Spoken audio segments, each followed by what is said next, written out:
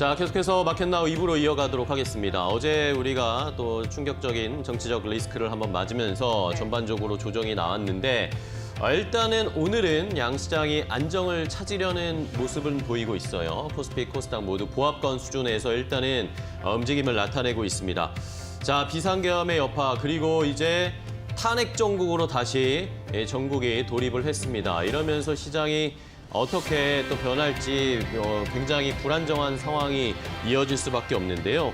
그런데 간밤에 뉴욕 증시는 또 3대 지수가 다 사상 최고치를 기록하면서 너무 부러운 모습이었고요. 일단은 금융당국이 여러 가지 조치를 취하면서 시장을 안정화시키려고 하고 있는데 오늘 또 한 번의 정치적인 이슈가 있습니다. 윤석열 대통령이 오늘 대국민 담화를 한다고 했으니 여기에서 어떤 내용이 나오느냐에 따라서 또 시장이 출렁거릴 수 있기 때문에 대비를 하셔야 될 것 같습니다. 미국 쪽에 이슈 신경 쓸 것도 많은데 이제 탄핵 정국까지 저희가 더 이상 나올 악재가 있을까 할 정도로 시장이 지금 촉각을 곤두 세우고 있는 상황입니다.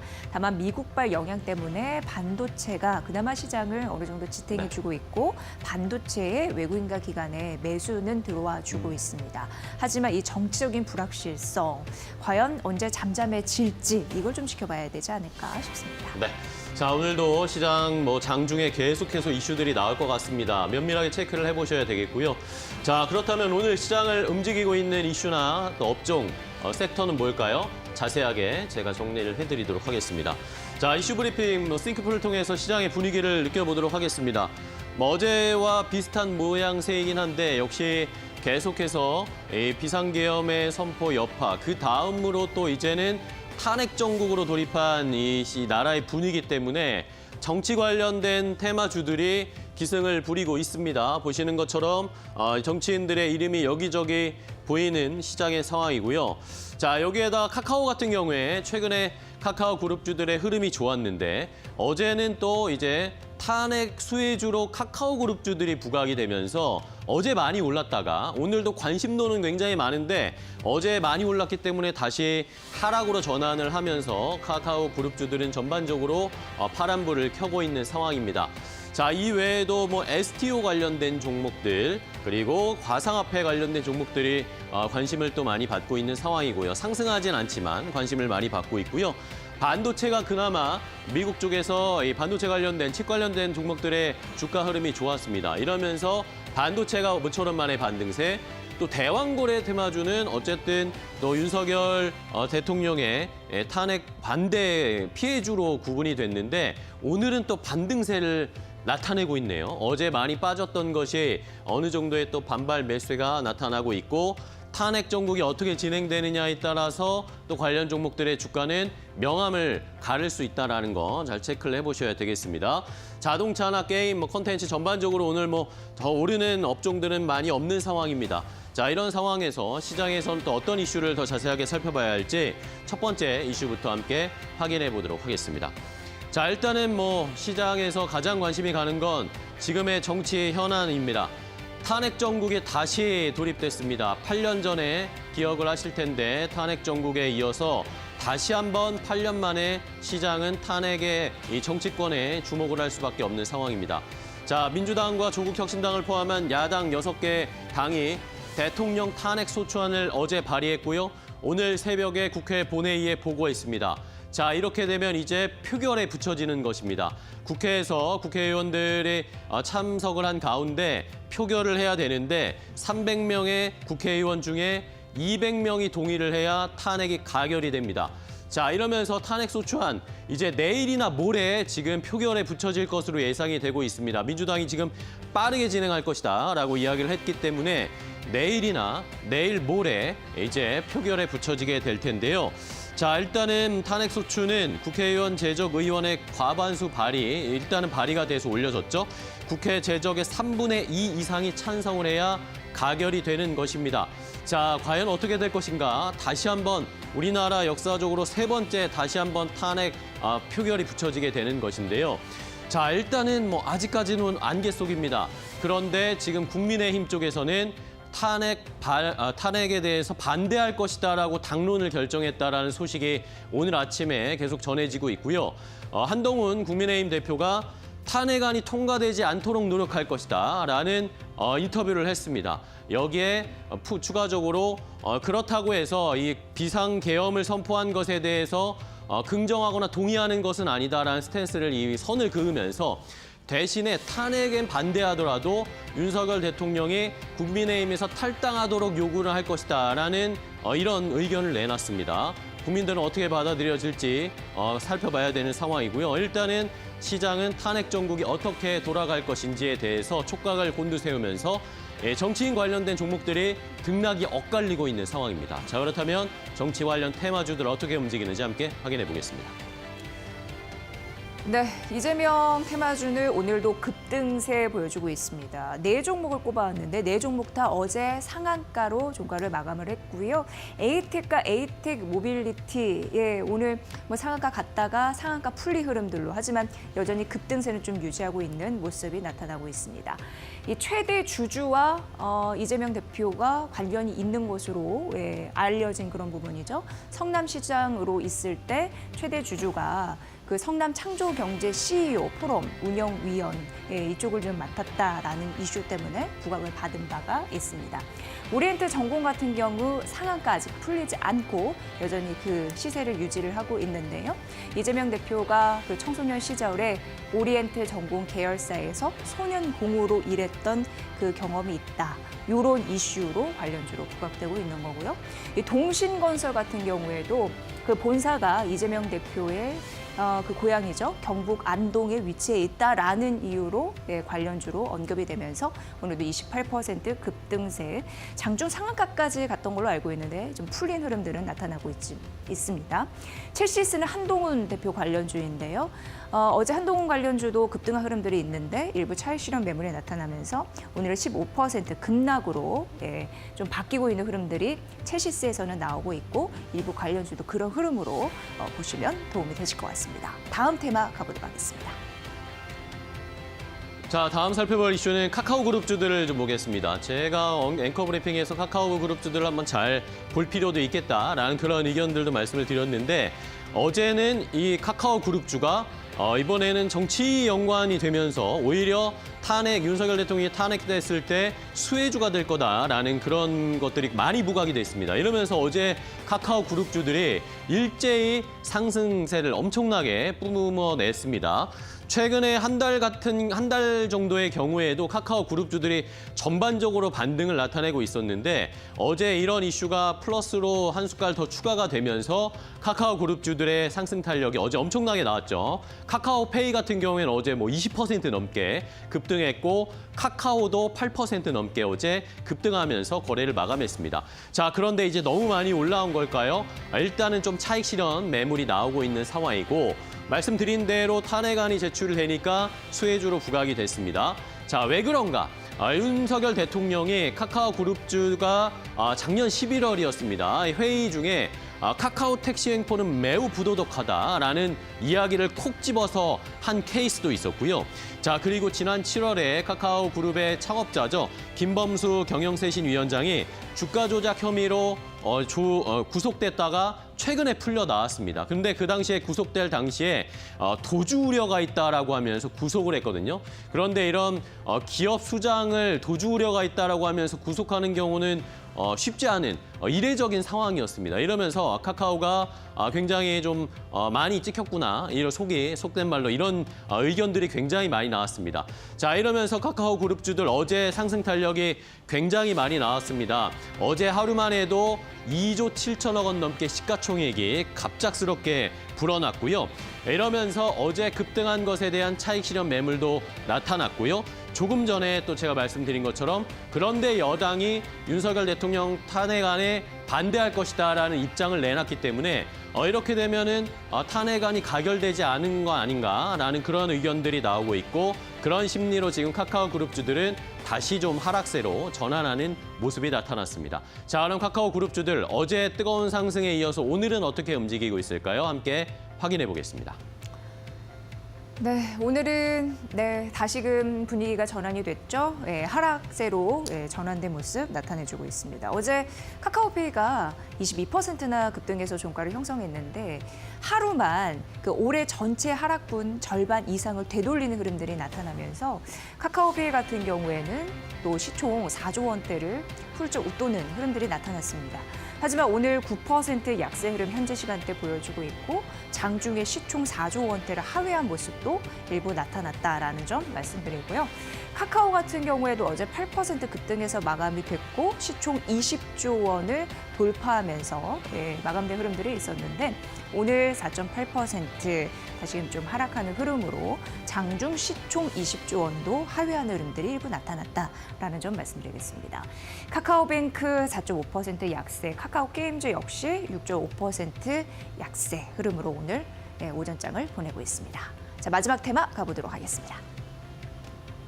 자, 마지막으로 살펴볼 이슈는 STO나 가상화폐 관련된 종목들의 흐름을 봐야 되는데요. 이슈가 있었습니다. 자, 미국에서 게리 겐슬러 SEC 위원장이 최근에 이 트럼프 당선인이 취임하면 본인은 사임하고 퇴임하겠다, 물러나겠다라는 그런 이야기가 나오면서 비트코인을 포함해서 STO 관련주들이 일제 상승하는 거 한번 보셨죠? 그런데 트럼프 당선인이 이제 겐슬러 다음으로 SEC 위원장을 지명했습니다. 그런데 그 사람이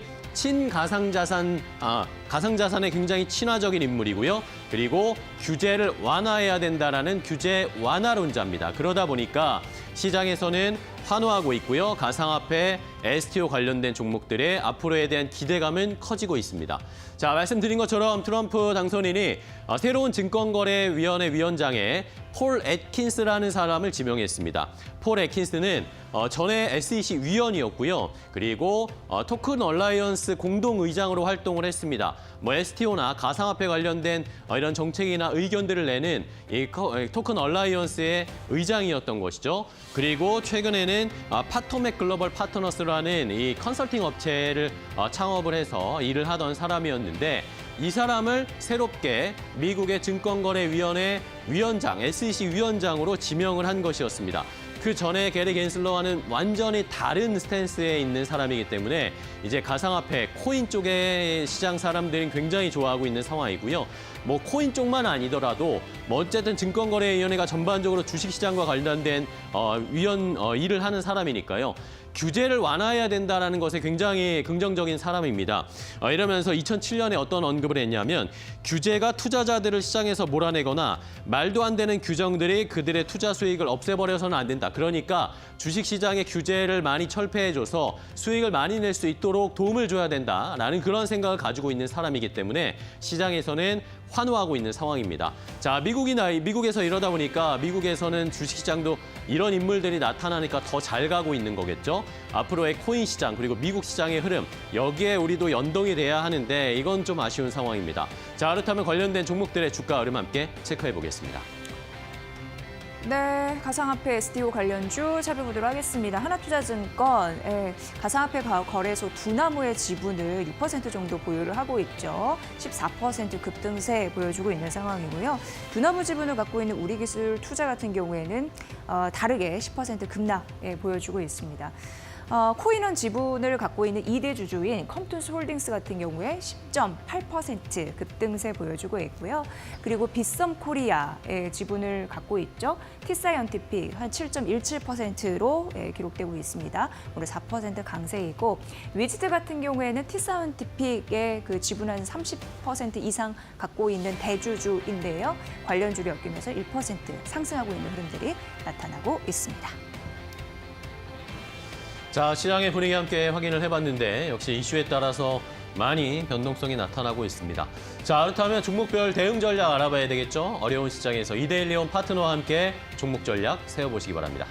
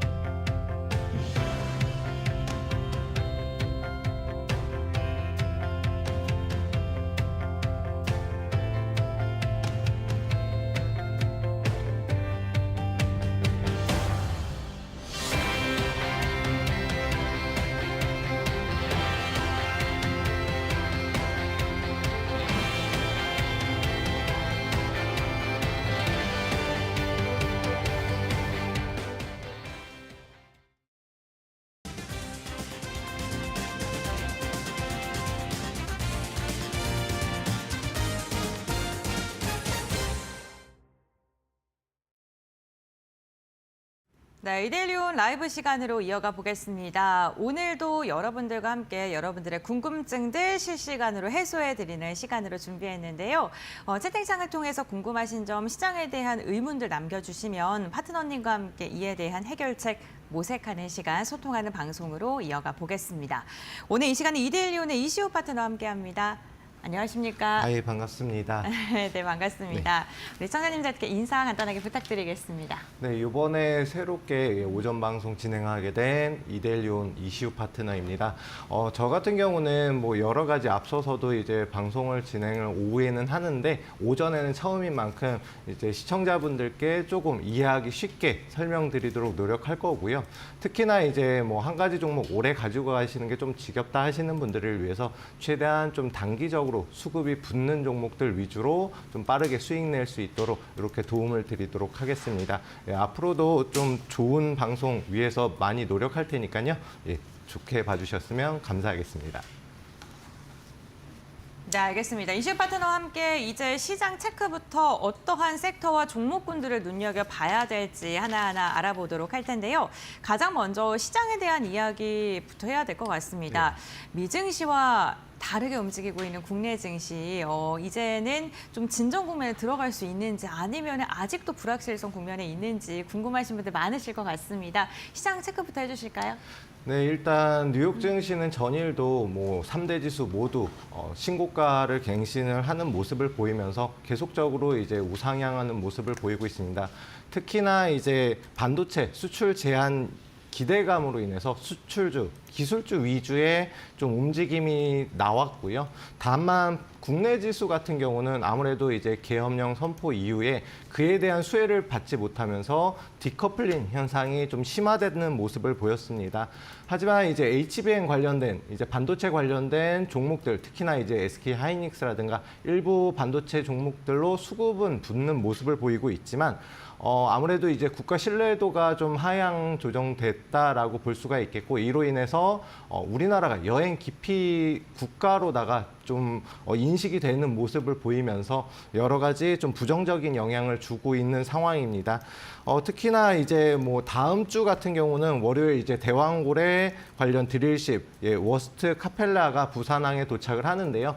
아무래도 이제 윤 정부에서 계속해서 밀었던 이제 정책 같은 경우는 좀 신뢰도가 많이 하락하면서 이에 관련된 종목들이 여러 가지 좀 하락 추세를 보이고 있습니다. 그러면서 대왕굴에 관련된 종목들 역시 마찬가지로 조정을 받고 있고요. 지금 시장은 그에 반대되는 뭐 이재명 관련주라든가 정치 테마주 위주로 좀 수급이 많이 붙는 모습을 보이고 있습니다. 그래서 조금은 아쉬운 흐름을 보이고 있는데요. 이에 대해서는 국내가 아무래도 계엄령 후유증이 당분간은 지속될 것으로 예상이 되고요. 국내 증시가 원래는 2,500포인트 위로 다 살짝 올라왔다가 계엄령 이후에 급속도로 이제 좀 조정을 받는 모습인데 2,400포인트 위에서 계속해서 지지받는지 여부 계속해서 판단을 해보고 좀 대응을 해야 될 것 같고요. 특히나 삼성전자 오늘은 수급을 붙고 있지만 5만 원 위에서 계속해서 좀 지지는 받고 있는데 혹시나 5만 원을 이탈하게 되면 시장에 큰 영향을 줄 것으로 보입니다. 이 점 주의하셔가지고 좀 보셔야 될 것 같습니다. 네, 알겠습니다. 계엄령의 후유증이 당분간은 지속될 수 있다라고 이야기해 주셨고요. 오늘 국내 증시 양시장 상승으로 출발했는데 결국에는 반락을 하고 있는 모습입니다.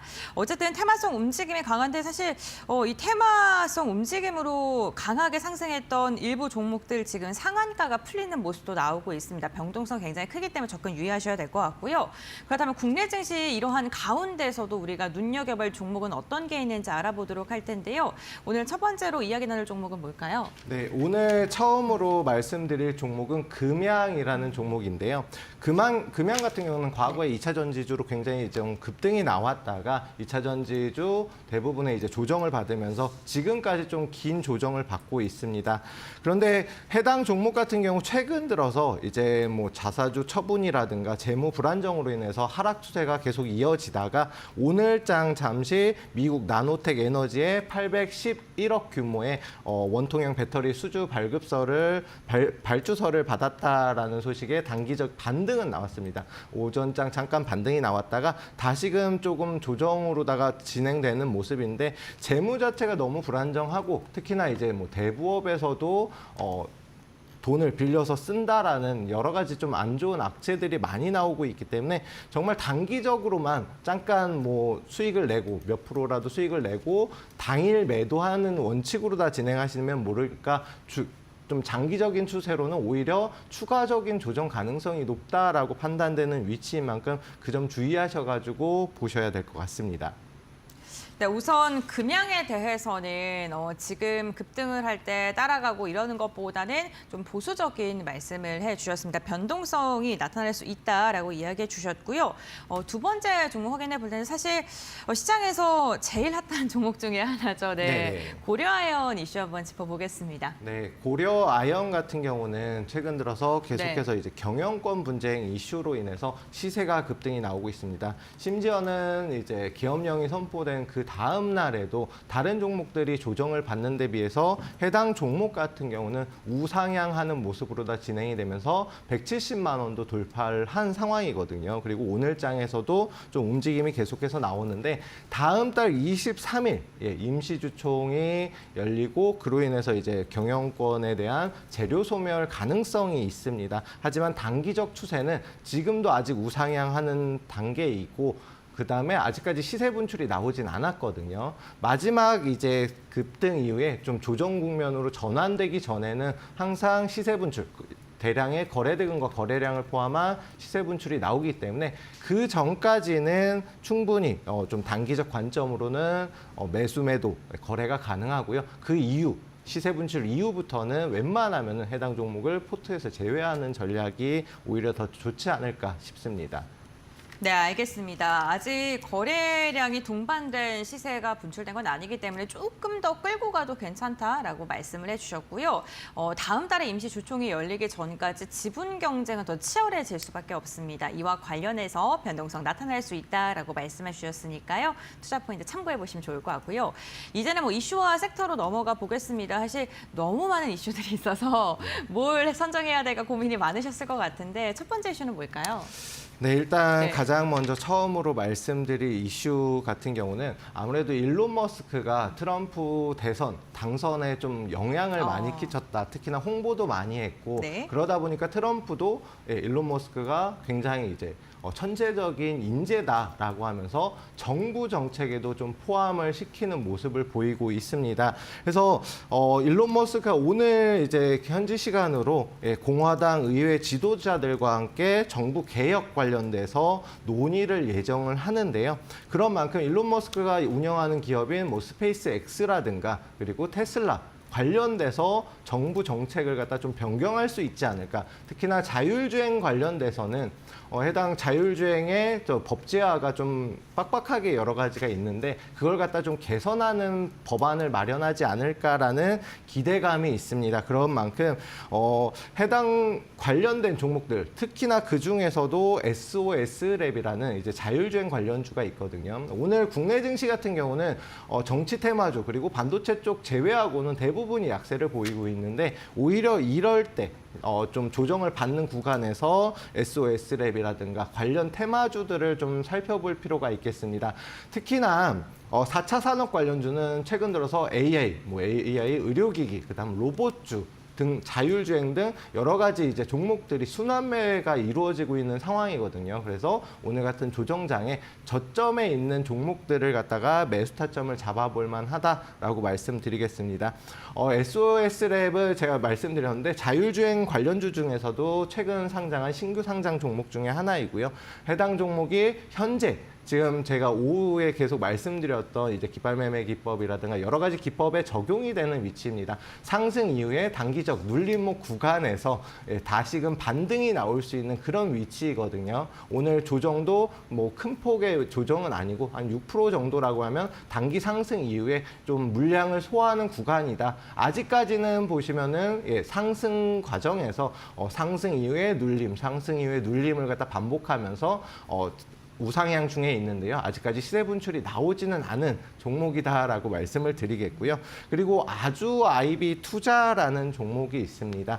해당 종목 같은 경우는 이제 일론 머스크의 운영 회사 중에 하나인 스페이스X 관련돼서 지분을 투자했다라는 이슈로다가 과거에 좀 움직임이 나왔다가 최근에는 다소 눌림을 보이고 있거든요. 하지만 오늘도 10% 이상의 급등이 나오면서 다시금 재차 재반등 흐름으로다가 전환이 되고 있는 종목입니다. 스페이스X 관련 대장주로다가 움직임이 자주 나오는 만큼 해당 관련주로다가 관심 종목 넣어두시고 오늘 좀 우상향, 지금 현재 위치에서부터 한 3,500원 부근 돌파 시점에 단기적 관점으로 매수 타점을 잡아보시는 게 오히려 좋지 않을까 싶습니다. 앞으로도 4차 산업 관련해서는 순환매가 계속해서 진행될 예정이니까요. 이 점 꼭 참고해 서서 봐주시면 될 것 같고요. 다음 이슈 말씀드리면 지금 반도체 수출 제한 그걸로 인해서 중국과 미국의 수출 분쟁, 무역 분쟁이 계속해서 심화되고 있는 모습을 보이고 있습니다. 다만 오늘장 같은 경우는 부각이 되고 있지 않지만 중국에서 미국이 너희가 반도체를 수출을 제한했어? 그럼 우리는 아무래도 이제 자원 부국인 만큼 히토류 혹은 아연, 그다음에 구리, 흑연 등 여러 가지 이제 광물 자원들을 수출을 제한을 하고 있는 상황입니다. 네, 특히나 이제 히토류 관련돼서는 워낙 이제 중국과 미국의 분쟁이 심화되면은 히토류 관련돼서만 이슈가 부각이 되거든요. 이 중에서는 대장주인 유니온이라는 종목에 좀 집중을 해볼 필요가 있겠는데요. 유니온과 유니온 머티리얼즈가 있는데 유니온이 보통은 대장주로 움직임이 나오고 있다. 다만 오늘 역시도 이에 대해서 이미 어느 정도 반영이 되면서 5% 이상의 상승 추세로다가 진행이 되고 있는데 단기적인 저항대 5,200원 부근에서는 조금 계속해서 물량이 나오는 모습 보이고 있습니다. 지금 단기적 저항대인 만큼 좀 많이 돌파가 나와주면은 웬만하면은 6,000원 재돌파 시점에 매수 타점을 잡아보시는 게 좋지 않을까 싶습니다. 그리고 이구 산업이라는 종목, 구리 관련주입니다. 구리 관련돼서는 뭐 가온전선이라든가 여러 가지 뭐 전선 관련주 종목이 많은데 이구 산업이 대장주로 좀 움직임이 많이 나오거든요. 오늘도 소폭 상승이 나오긴 했는데 급등 이후에 다시금 눌렸다가 재차 반등 흐름으로 전환이 되고 있는 위치입니다. 아직까지는 저항대 앞선 고점을 돌파하지 못했는데 추세는 돌리고 있으니까요. 관심 종목에 넣어두시고 오늘처럼 아직까지는 큰 상승이 나오지 않았을 때 저점 매수의 기회로 삼으시면 될 것 같습니다. 그리고 마지막 종목으로 흑연 관련된 종목인 상보라는 종목이 있는데 흑연 같은 경우는 중국에서도 수출을 갖다 제한하겠다라고 이미 말을 한 상황이고 최근 들어서도 상승 이후에 윗꼬리를 계속해서 다는 모습을 보이면서 아직까지는 본격적인 상승을 하지는 못했습니다. 다만 1,300원, 15,000원 부근에서는 계속해서 좀 눌리는 모습 보이거든요. 그래서 죄송합니다. 1,500원 부근에서는 계속해서 눌리는 모습 보이는데 1,500원 돌파 시점에 다시금 한번 매수 타점을 잡아볼 만한 위치이다. 지금 추세가 하락 추세에서 다시금 상승으로 전환되는 시점이고 최근 들어서 거래량과 수급이 붙는 만큼 충분히 추가적인 급등 가능성이 있다라고 생각하고서 관심 종목에 넣어두시고 보시면 좋을 것 같습니다. 네, 알겠습니다. 4차 산업 섹터가 돌아가면서 순환매가 나타날 것이다라고 이야기해 주시면서 미국과 중국의 무역 변쟁이 격화될 때 반사이익에 대한 기대감에 상승하는 섹터들도 눈여겨볼 만하다. 이렇게 두 가지의 섹터 언급을 해주셨습니다. 그렇다면 이 가운데 우리가 이러한 시장 속에서도 공략해 볼 만한 종목이 있을지 궁금한데요. 파트너님 종목 선정하기 힘드시죠? 네. 아무래도 네. 지금 같은 경우는 이제 계엄령 이후에 대부분의 종목들이 조정을 받는 구간이기 때문에 네. 딱 이 종목이다. 솔직히 반도체가 오늘 같은 경우는 좀 급 상승을 하고 있지만 제가 그냥 개인적인 견해로는 삼성전자가 쉽사리 상승을 하긴 어렵다라고 생각을 하고요. 물론 이제 반도체 장비 업종 쪽으로는 수급은 들어가겠지만 단기적일 가능성이 크고 오히려 SK 하이닉스라든가 HBM 고대형 메모리 반도체 쪽으로만 좀 선별적으로 이제 골라야 나가야 되는 상황이거든요. 그러다 보니까 시장의 주도주도 없고 이런 상황에서 저는 앞서서 이제 말씀드렸던 4차 산업 관련주, AI라든가 로봇 관련주도 굉장히 좋다라고 말씀드렸지만, 그 다음에 이제 오후 방송에서 제가 말씀드렸던 JYP 엔터라든가 엔터 쪽도 굉장히 좋은 흐름이거든요. 네. 하지만 이제 국가의 이제 신뢰도가 좀 많이 떨어지고 지금 한류 연풍이 이렇게 불고 있는 상황에서 국가 신뢰도가 떨어졌다. 뭐 우리나라가 여행 기피 대상이다. 이런 만큼 엔터주가 오히려 조정을 받을 수가 있습니다. 그래서 오늘 같은 경우는 게임 관련주로다가 가지고 나왔습니다. 이유는 뭐 카카오 게임즈라든가 여러 가지 게임주가 이제 내년부터 해가지고 내년 상반기부터 해서 대작 게임들을 내놓고 있는 상황이거든요.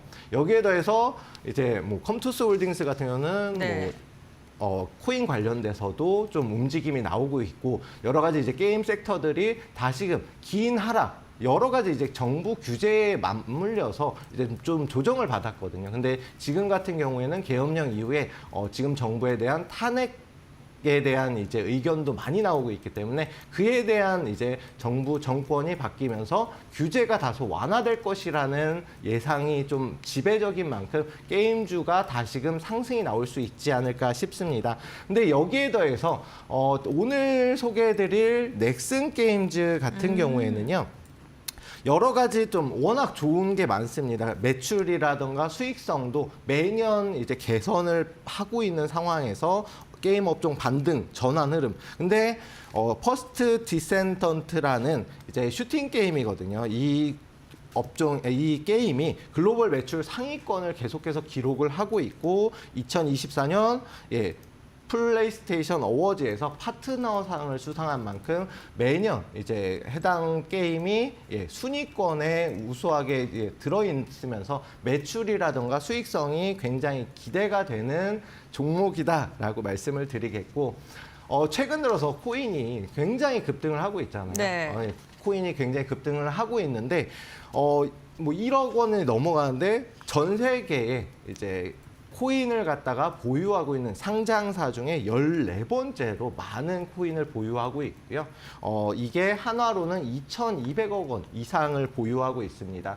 코인 같은 경우는 아직도 상승 추세가 줄어들지 않은 상황이고 당분간은 계속해서 움직임이 나올 것으로 보이는데 보유분에 대해서 하나도 매도를 하지 않고 있는데 지금 기업의 시총이 1조 원이 채 안 되거든요. 그런데 여기에서 2천억 원에 대한 이제 코인 상승분에 대해서는 주가에 전혀 반영이 되지 않았다라고 볼 수가 있기 때문에 이 코인 보유분이 만약에 주가에 반영이 된다라고 하면 충분히 추가적인 상승이 가능하다. 제가 해당 종목을 어제 이제 미리 뽑아놨는데 오늘 같은 장에서 아무래도 시장이 급락을 하다 보니까 해당 종목 같은 경우는 10% 이상의 지금 조정을 받고 있는 급락을 하고 있는 상황이거든요. 이렇게 바닥 구간에서 조정을 받고 있고 상승이 아직 덜 나온 상황이라 하면은 저점에 매수 기회로 삼을 수가 있습니다. 재무라든가 여러 가지도 지금 많이 개선이 된 상황에서 게임의 업종에 대한 규제가 완화될 수 있는 이런 흐름에 충분히 노려볼 만한 종목이다라고 말씀을 드리겠습니다. 네, 알겠습니다. 오늘의 공략주 넥슨 게임즈 알려주셨습니다. 게임주가 내년에 1분기부터 해서 전반적으로 대작들 쏟아내면서 게임주 자체 분위기가 개선이 될 것이고 개별적으로도 재무구조 개선에 대한 그런 모멘텀 그리고 코인 관련돼서도 이슈가 있다라고 이야기해 주셨던 만큼 변동성 잘 활용하셔서 수익 내보시길 바랍니다. 오늘 이야기는 이슈 파트너와 나눠봤고요. 말씀은 여기까지 듣도록 하겠습니다. 오늘 말씀 고맙습니다. 네, 감사합니다.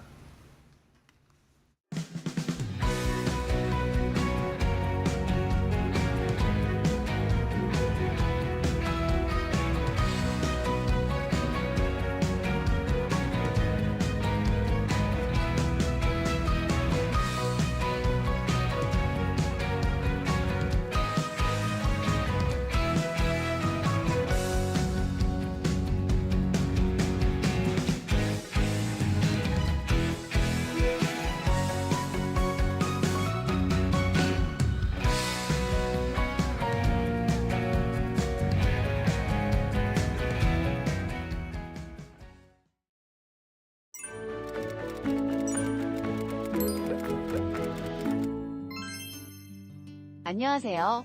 오늘은 국가신용등급에 대해 알려드릴게요. 국가신용등급이란 국제신용평가사가 한 국가의 정부 채무 이행 능력과 의사 수준을 평가하여 표시한 등급입니다. 국제금융시장에서 차입금리나 투자 여건을 판단하는 기준이 되는 거죠.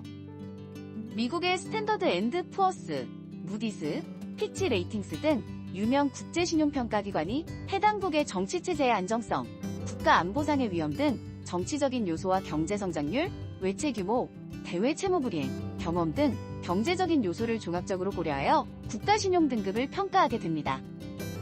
국가신용등급은 국가의 금융시장에서도 중요한 역할을 하는데요.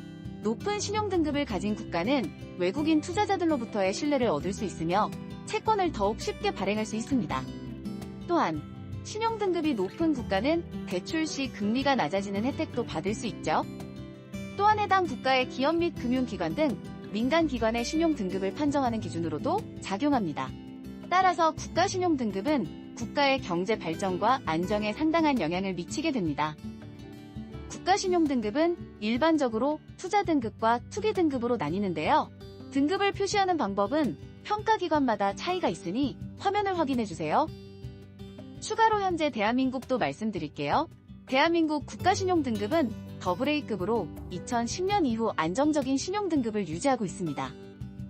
국가신용등급은 국가의 재정 적자가 확대되거나 경제가 둔화될 때 혹은 정치적, 정책적 불안정성이 확대될 때 하락할 수 있습니다.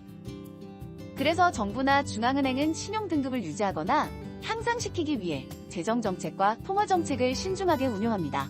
국가신용등급은 국가의 신용력을 반영하는 중요한 지표이며 이를 효율적으로 관리함으로써 국가의 금융시장 안정과 경제 발전에 기여할 수 있기 때문이죠. 오늘 정보가 시청자 여러분에게 도움이 되셨으면 좋겠습니다. 오늘도 건강한 하루 보내세요.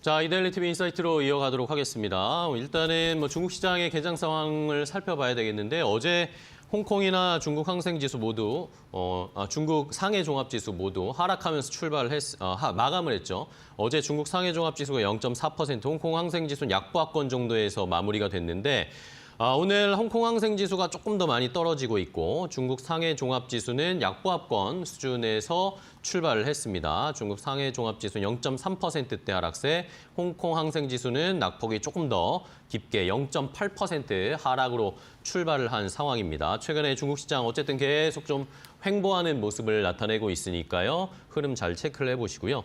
자, 이러면 그 다음으로 우리 시장에서 이제 또 새롭게 좀 투자해볼 만한 업종들을 찾아봐야 될 텐데 오늘은 엔터나 여행, 약간 중국 쪽에 영향을 받을 수 있는 그런 업종들을 살펴보겠습니다. 오늘은 현대차증권의 김현용 연구원과 함께 이야기를 나눠보겠습니다. 연구원님 안녕하세요. 네, 안녕하십니까? 네, 반갑습니다. 네, 반갑습니다. 자, 오시느라 고생 많으셨습니다. 예. 네. 자, 오늘은 역시 엔터 전문 애널이시니까 네. 엔터 쪽의 이야기를 좀 살펴봐야 되겠는데 네. 어쨌든 최근에 엔터나 여행주나 네. 이런 관련된 업종들이 중국이 어쨌든 무비자, 그렇죠. 비자 면제도 입국 했고, 면제도 해주고 예. 이렇게 한한령 해제 같은 제스처들을 계속 보내고 기대감이, 있으면서 예, 맞습니다. 예, 분위기는 좋았어요. 네네. 근데 어쨌든 최근에 이 비상계엄 여파와 네네. 또 탄핵 정국 여파가 있으면서 약간 눌리고 있는 조정이, 상황인데 어떻게 보세요? 지금 현 상황, 현재 엔터나 여행주. 일단은 지금 엔터 같은 경우에는 네. 4분기부터 오랜만에 1년 만에 이제 업황이 즉 이제 시장 지표 자체가 플러스 성장률로 지금 돌아서는 그런 분위기와 더불어서 주가가 이제 강한 좀 상승세를 연출을 했고 다만 이제 대장주인 하이브가 공교롭게도 이제 개별 기업 이슈로 인해서 네, 그쵸. 주가가 좀 눌렸을 뿐 JYP랑 SM, YG 모두 이제 강하게 반등하는 모습이었고요. 여행주는 이제 조금 종목 장세로 갔었던 것 같습니다. 그래서 모두가 좋았던 건 아니고 네네. 대장주인 이제 하나투어, 1등 주인 하나투어가 10월과 11월에도 각각 전년 동월 대비 패키지 송출 객수가 30%대 성장률을 보여주면서 오. 확실히 이제 1등주다운 면모, 그리고 최근에 발표된 24 사업년도에 대한 배당도 주당 2,300원을 발표함으로써 배당 수익률 거의 4% 가까이 나오거든요. 야. 이런 부분들까지 같이 부각이 되면서 좀 차별적으로 주가가 상승하고 있는 모습입니다. 네. 자, 결론 뭐 이렇게 정리해 주셨어요. 엔터는 뭐 전반적으로 지금 약간 이제 턴어라운드 하는 것 같고 네. 여행주들은 약간 이제 개별적으로 조금 더 강한 종목들이 있고 조금 네. 약한 종목들이 좀 구분지어서 저희가 봐야 되겠는데 그럼 엔터부터 하나씩 좀 살펴볼까요? 네. 일단은 엔터는 아까도 말씀드렸지만 최근에 문화체육관광부 장관이 뭐 중국에도 가고 맞습니다. 여기에서 뭔가 컨텐츠 협업하자. 네. 중국 쪽에서도 한국 컨텐츠 배우고 싶다. 막 네. 이런 얘기들 많이 나오면서 네. 엔터가 잘 가지 않을까? 실제로 분위기도 좋았고. 네. 근데 어쨌든 지금 계엄 여파 이런 것들 때문에 약간 주춤하단 말입니다. 네네. 별 영향은 없겠죠? 영향은 거의 없고요. 왜냐하면 일단 엔터사들이 매출을 일으키는 거의 거의 대부분이 음반, 음원, 공연입니다. 그쵸. 네. 근데 음반과 음원 시장 같은 경우에는 국내 시장 비중이 전 세계에서 6% 정도밖에 안 돼요. 그러니까 94%는 다 음반, 음원 해외에서. 쪽에서 해외에서 가져와야 돼요. 그리고 그쵸. 공연의 경우에도 K-팝 아티스트들이 연간 전 세계 시장에서 공연하는 것 중에 90%가 해외 공연입니다. 공연이고. 예. 그러다 보니까 이제 결국 이제 국내 이런 어떤 최근에 이제 어떤 전국 불안정 이런 것들이 여파가 사실은 엔터주는 투자 심리상 영향을 미쳐서 주가가 지금 조금 조정받은 건 맞지만 네네. 근데 결국 펀더멘탈이라고 하죠. 실질적으로 그러면 실적이나 이런 영업 지표에 영향을 주느냐 거의 없다라고 봅니다. 그래서 영향은 이제 상당히 중립적이다. 네. 예. 그렇게 오히려 그러면 이런 보시면 될것 때 수혜 뭔가 우리가 옥석 가리기 할 때 네. 골라볼 만한 업종으로도 생각을 해볼 수가 있을 것 같아요. 맞습니다. 그리고 여기에다가 어쨌든 미국에서 지금 관세 이야기 많이 나오는데 네. 그러면서 또 나온 게 엔터는 뭐 관세 부과할 수 없지 않냐. 네, 그렇죠.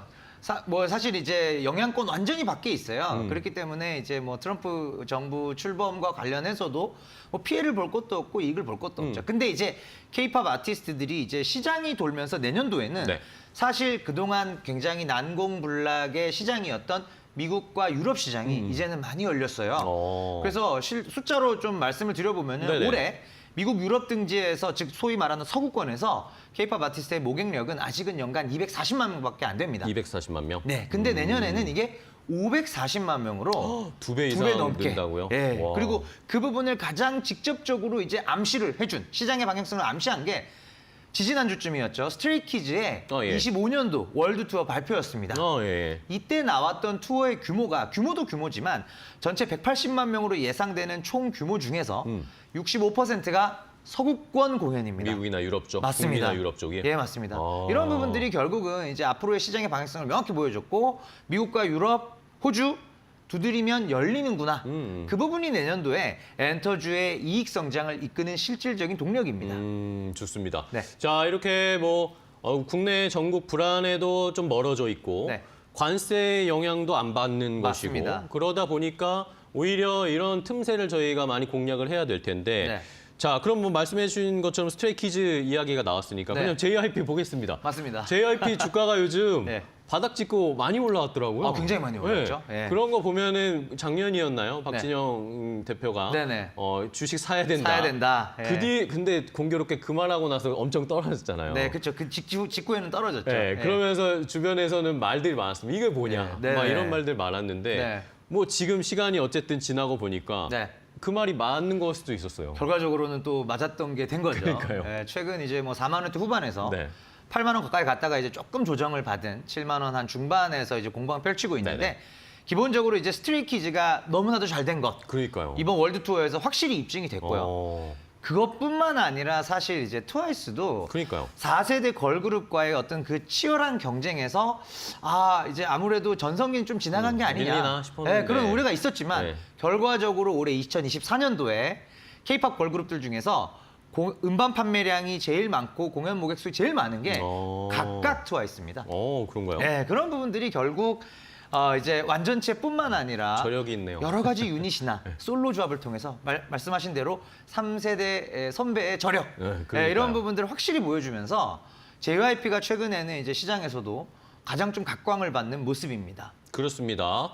자, 이러면서 뭐 트와이스도 이제 곧 있으면 컴백을 할 것이고 네. 자, 그렇다면은 JYP의 주가 상승력은 여전하다고 보세요. 뭐 어쨌든 뭐 작년에 네. 고점 대비하면 지금 많이 내려와 있으니까. 여전히 많이 빠져 있는 상태죠. 그러니까요. 그래서 일단은 저는 1차적으로 제 지금 공식적인 목표 주가는 95,000원 말씀드리고 있고요. 내년도 2025년도에 업황이 돌아서는 부분에 대한 주가 수익 배수 25배 요 정도를 적용해 봤을 때 95,000원 선까지는 충분히 1차적으로 우리가 목표를 해볼 수가 있겠고 네. 그 과정에서 추가적으로 상승 여력이 발생할 수도 있는 게 잘 이제 트래킹을 하셔야 되는 부분이 예. 뭐냐면은 스트레이키즈의 이제 미국 유럽 쪽 월드 투어가 내년 1분기, 2분기, 특히 2분기에 본격적으로 치러집니다. 네네. 그럼 여기서 사실은 미국 유럽은 이 모객 수도 중요하지만 네. 평균 티켓 가격 자체가 아시아 지역 대비 좀 더 비싼가요? 40% 50% 비쌉니다. 비싸네요. 많이 비쌉니다. 그러네요. 그런 부분들이 결국은 수익성으로 직결되는 부분 아니지 않습니까?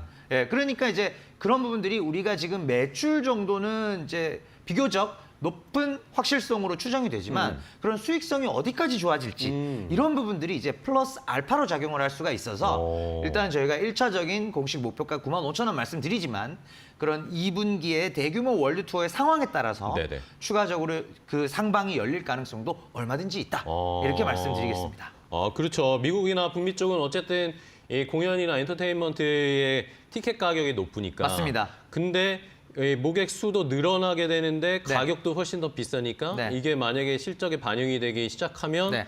훨씬 더 내년에 좋은 실적들을 보여줄 수가 있겠네요. 맞습니다. 그런 기대감 때문에도 주가가 올라갈 수도 있겠고. 그렇죠. 예. 네. 그 기대감이 선반영되면서 네. 지금 주가가 이제 움직이는 모습이고요. 여전히 엔터 4사 모두 지금 이제 밸류에이션 상단까지는 네네. 뭐 작게는 20%, 많은 종목들은 이제 50%까지 아직 상승 여력이 남아 있기 때문에 네. 엔터주들 중에서 그런 이제 서구권 공연 시장에 대한 대응이 잘 되는 네. 기획사들이 사실은 이제 JYP랑 하이브 네. 쪽이 조금 더 네네. 다른 두 개 회사보다는 이제 그쪽에 대응이 잘 되는 아티스트들을 보유하고 있기 때문에 이 두 종목을 중심으로 살펴보시는 게 좋을 것 같습니다. 네.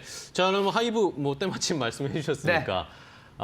요즘 뭐 하이브 계속 말이 많은 잡음이 상황, 많죠. 예, 많은 네. 상황인데 네. 뭐 뉴진스 뭐 탈퇴, 계약 해지 뭐 이런 네네. 것뿐만 아니라 네. 어쨌든 또 최근에 방시혁 의장에 대한 4천억 예, 4천억 이슈가 있었죠. 있어요. 사모펀드랑 뭐 어쨌든 4천억 받았다. 네, 맞습니다. 뭐 법적으로는 뭐 문제가 안 된다라고는 하는데 네. 주주들의 입장이나 그렇죠. 투자자들의 입장에서 이제 좀 다를 수 있죠. 기분이 상할 수밖에 맞습니다. 없단 말이에요. 이게 네. 주가에 영향을 줄까? 어쨌든 주가는 최근에 좀 영향을 줬죠. 떨어졌어요. 예, 맞습니다. 그래서 영향을 줬고 일단 뉴진스 어도어 사태 네네. 이 부분은 이제 주가에 상당히 많이 반영돼 있어요. 그쵸. 그리고 이미 이제 시간도 많이 실적에서도 지났고, 예. 시간도 많이 지났죠. 4월부터였으니까.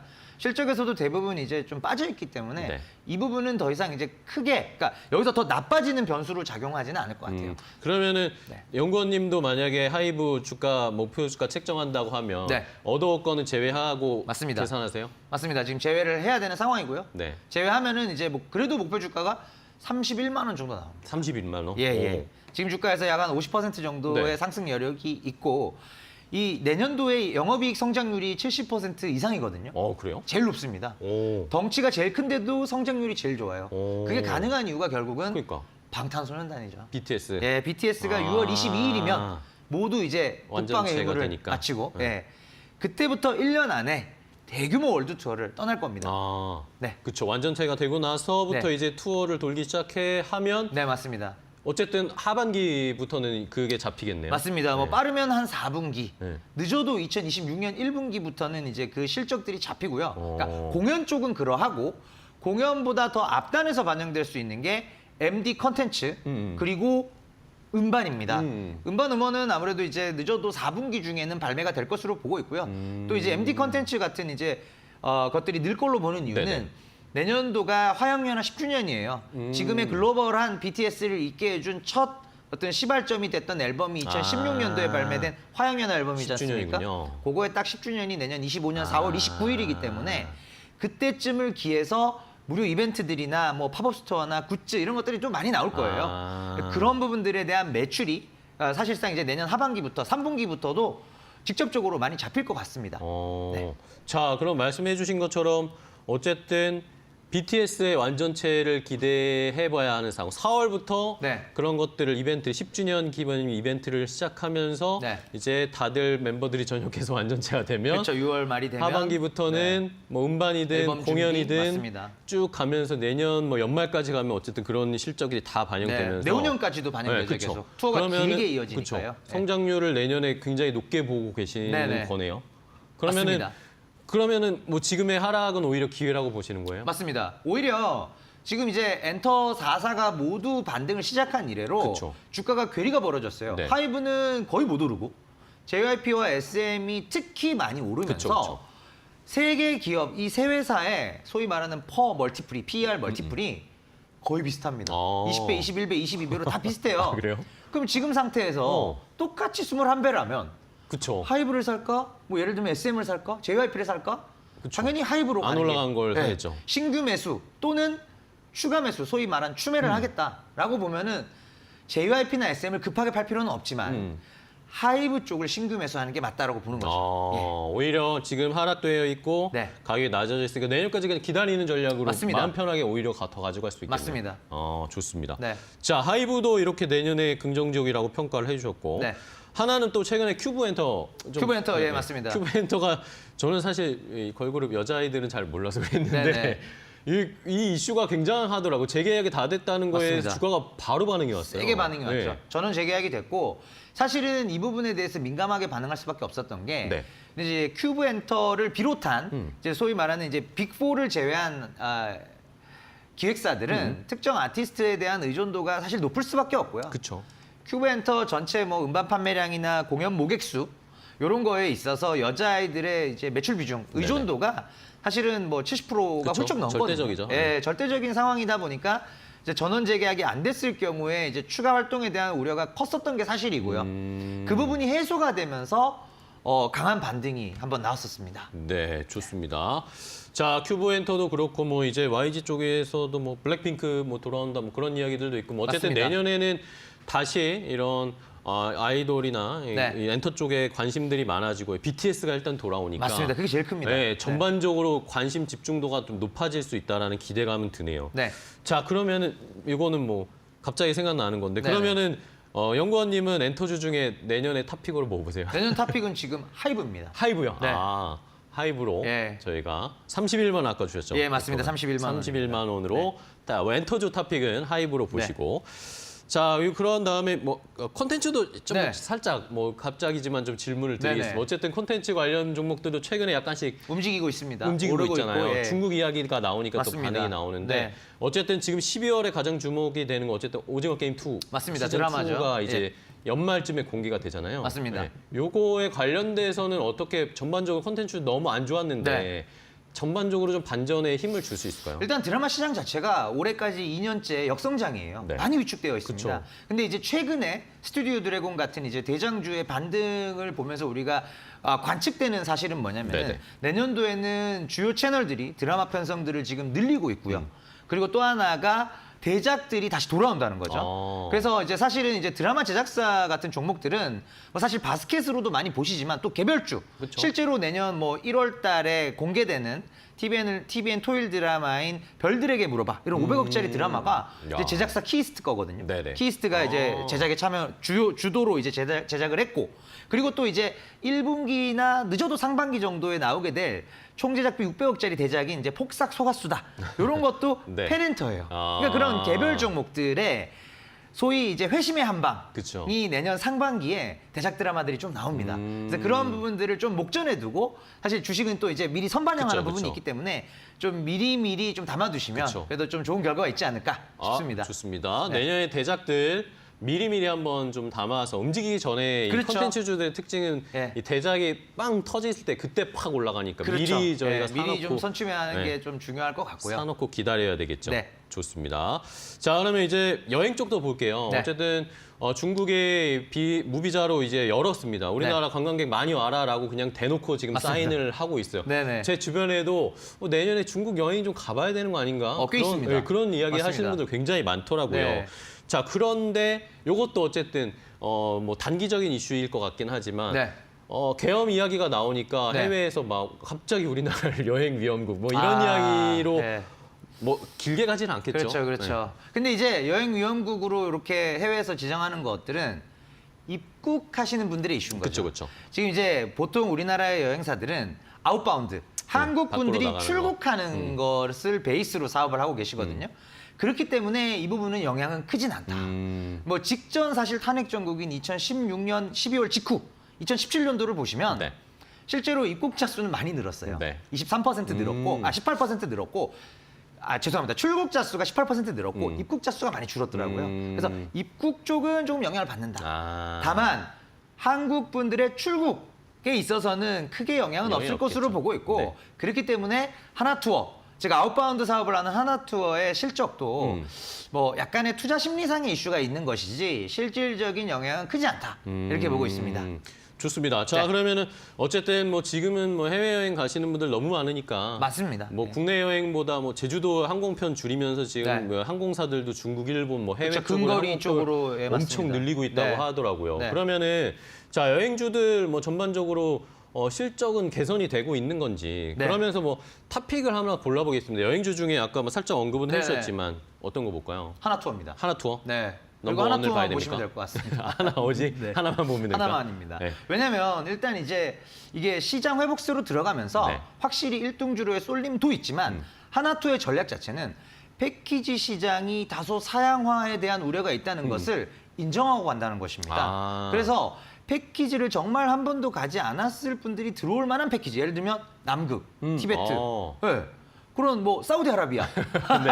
혼자 가기 힘든데. 남극은 네. 실제로 상품이 네. 있습니다. 아, 그래요? 예, 오. 그래서 뭐 그런 부분들을 이제 공격적으로 좀 상품 라인업 늘리고요. 또 하나 많은 MZ 세대들이 자유여행밖에 안 갑니다. 그렇다면 우리가 자유여행에 대응을 하겠다 해서 올 6월 달에 현지 투어 플러스라고 실제로 현지 가셔서 게츄얼 가이드나 마이리얼 트립으로 입장권이나 많이 하시잖아요. 그렇죠, 그렇죠. 그거 6월에 론칭을 했어요. 아. 그래서 지금 최근 한 6개월 동안 어떤 예약자 수가 10배로 늘었어요. 네. 이제 그런 부분들을 사실 하나투어 플러스, 그 현지 투어 플러스 같은 경우에 우리나라 어떤 그 기존 종합 여행사의 장점이 있잖아요. 그쵸. 문제가 발생했을 때 편하게 전화를 빨리 해서 대응을 해주고. 한국어로 편리하게 우리가 AS 대응이 된다라는 네, 거죠. 그쵸. 그런 부분을 좀 장점으로 소거하면서 자유여행 쪽도 우리가 얼마든지 대응할 수 있다. 그 논리인데 사실 내년에 실적이 늘고 아까 말씀 주신 중국 이벤트, 중국 효과로 인해서 매출이 늘고 비용은 또 구조적으로 많이 슬림화를 했거든요. 그런 부분들이 그쵸. 올해 영업이익 500억 중반대에서 내년도에는 영업이익 성장률이 59%, 거의 60% 나옵니다. 그렇기 때문에 이제 지금 퍼 11배에서는 상당히 매력적이다. 그게 이제 하나투어의 핵심 투자 포인트입니다. 네, 알겠습니다. 자, 오늘 뭐 김현영 연구원과 함께 엔터와 여행주를 좀 집중적으로 살펴봤는데 오히려 지금 이 비상계엄 여파로 조정받았을 때 매수하는 게 좋은 전략일 수도 있다. 맞습니다. 엔터주 중에는 하이브, 네. 여행주 중에는 하나투어. 네, 맞습니다. 이렇게 탑픽으로 골라드렸으니까 네. 한번 차트 잘 보시고 공략 잘 해보시면 좋을 것 같습니다. 오늘 김현영 연구원과 이야기 나누는데요. 재밌게 잘 들었습니다. 예, 감사합니다. 다음에 또 뵙겠습니다. 또 불러주십시오. 네, 고생 많으셨습니다. 네, 고맙습니다. 고맙습니다. 네.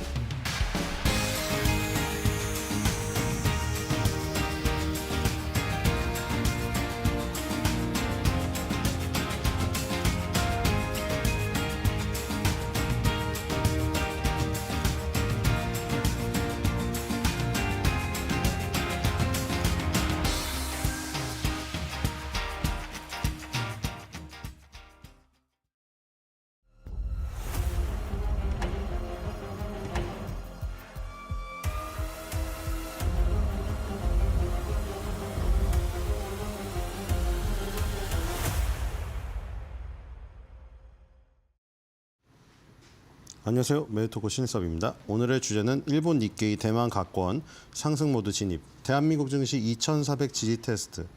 원달러 환율 1,410원 돌파. 피트 남의 집 산타렐리보다 밤새게 생겼네입니다. 자, 어제 또 4대 지수가 모두 급등을 했고요. 어제는 또 나스닥과 필라델피아 반도체 이 짝꿍이 더 급등을 하면서 다우 S&P 500, 나스닥 필라델피아 반도체 지수 마치 2인 경기를 하듯이 하루는 너가, 하루는 네가, 내가 이렇게 왔다 갔다 하면서 랠리를 주고받고 있는 아주 행복한 모습입니다.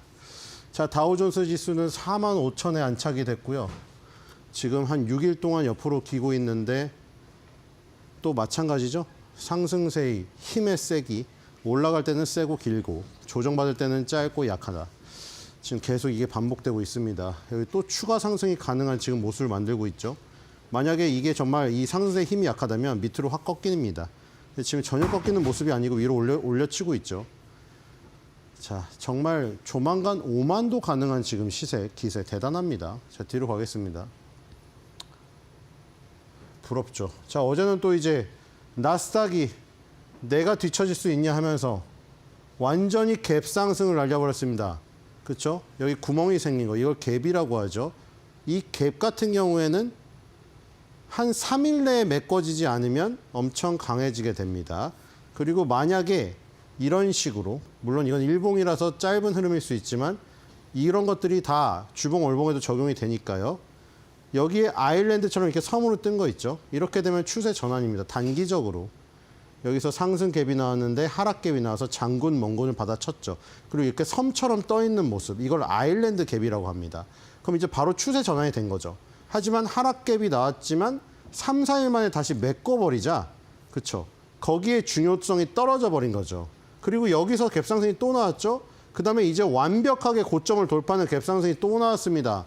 자, 보통 이렇게 일봉에서 투갭이 나오면 세 번째 갭까지 나오기는 힘들어요. 그런데 이 투갭의 이 두 번째 부분, 여기를 지켜낸다면 이제 2만 돌파를 가게 되겠죠. 정말 대단한 정말 스페이스X의, 그렇죠? 스타쉽이 발사되는 듯한 그런 출력 파워로 날아가고 있습니다. 뒤로 가겠습니다. 정말 멋진 모습이죠. S&P 500도 갭 상승이 또 나왔습니다. 그렇죠? 이것도 마찬가지죠. 고점 돌파를 하고 나서 완벽하게 확인사살하는 갭 상승이 출현했습니다. 자, 6,000에 안착하는 모습이죠. 6,100을 눈앞에 두고 있습니다. 자, 대부분 다 마디지수대를 뚫어내고 있죠. 나스닥 2만만 남았습니다. 그렇죠? 다우 45,000, S&P 500 6,000 마디지수대 돌파했고요. 마디지수대라는 거는 이렇게 0으로 끝나는 것들이에요. 10,000, 20,000, 뭐 1,000, 200, 500, 600 이런 것들이 기술적인 저항이 없더라도 그 마디지수대 지수대 자체만으로도 심리적 저항이 있기 때문에 그래요. 우리가 우리 인생에서도 다 똑같잖아요. 어떤 우리가 매출 목표로 했을 때 일일 매출을 100만 원으로 세운 사장님이 계시다. 굉장히 89만 원, 97만 원, 98만 원 깨기가 힘듭니다. 근데 100만 원 매출 목표가 넘어서잖아요. 그럼 이제 108만 원, 109만 원, 110만 원 이렇게 찍습니다. 똑같아요. 인생의 원리라던가 주가의 원리는 똑같은 겁니다. 자, 필라델피아 반도체 지수 보죠. 필라델피아 반도체 지수가 어제 4대 지수 중에 가장 강하게 올랐습니다. 자, 위치상으로는 가장 좋지가 않죠. 어쨌든 1.71로 가장 많이 올랐는데 밑에서 이것도 갭상승이 나왔어. 다 갭상승 나왔습니다.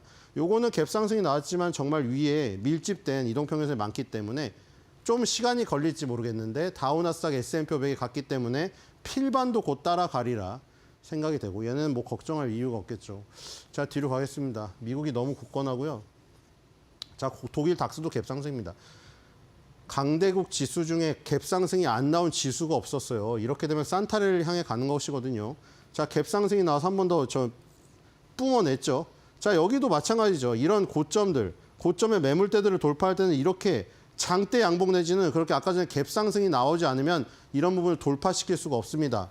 그걸 돌파를 해버리면 이렇게 관성의 법칙에 따라 날아가 버리는 거예요. 자동차랑 똑같아요. 시속 150km 밟고 있다가 브레이크를 밟아도 한 번에 안 쓰고 여러 번에 걸쳐서 밀려서 쓰죠. 그거랑 똑같은 원리입니다. 지금 관성의 법칙이 여기를 뚫는 순간 용수철처럼 튀어나가서 계속 날아가고 있는 모습이죠. 차차 상승폭이나 세기는 줄어들겠지만 이미 전고점의 매물을 날려버렸다는 게 중요하죠. 이 뒤부터는 이제 소프트 랜딩을 해서 다시 이동평균선을 안정적으로 따라오는 걸 만든 다음에 또 이제 2차 상승을 하면 됩니다. 자, 뒤로 가겠습니다.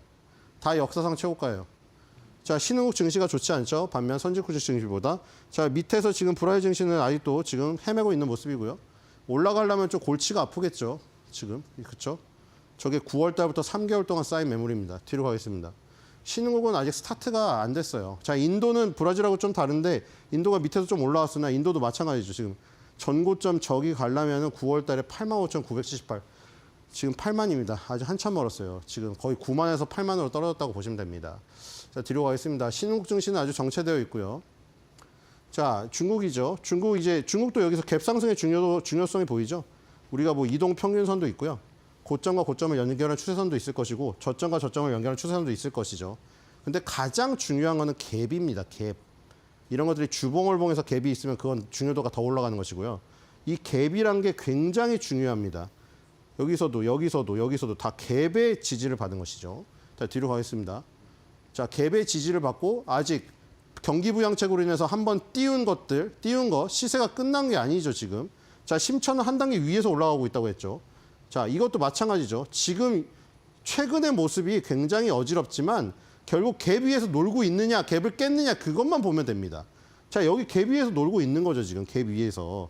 이 갭에 나중에 만약에 여기서 저항을 받아서 떨어진다고 하더라도 이 갭의 세긴 중요도는 더 커집니다. 시간이 오래될수록 고착화되는 거예요.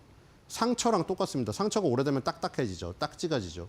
그런 것처럼 마찬가지예요. 이게 오래되면 오래될수록 빨리 깨면은 물러서 깰 수가 있는데 상승 갭이든 하락 갭이든 오래되면 오래될수록 공고하게 시멘트처럼 굳어버립니다.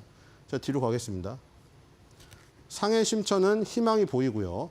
자, 우리 지금 아시아에서 지금 선진국 증시라고 할 수 있는, 그러니까 선진국 증시가 다 좋아요. 자, 일본 니케이도 지금 다시 한번 발사하는 모습이죠. 다시 전고점, 얘는 결국에는 4만이라는 마디지수 때와 이 지금 10월 달부터 3개월 동안 고점 있죠, 여기를 지금 향해서 가고 있습니다. 만약에 미국 지수, 독일 지수처럼 일본 니케이도 만약 따라간다면 얘도 이제 4만이라는 마디지수를 향해서 진군하게 되죠. 결국에 이걸로 볼 수 있겠죠. 여기에 지금 올라간 부분하고 이걸 크게 박스권으로 보는 겁니다. 그렇죠?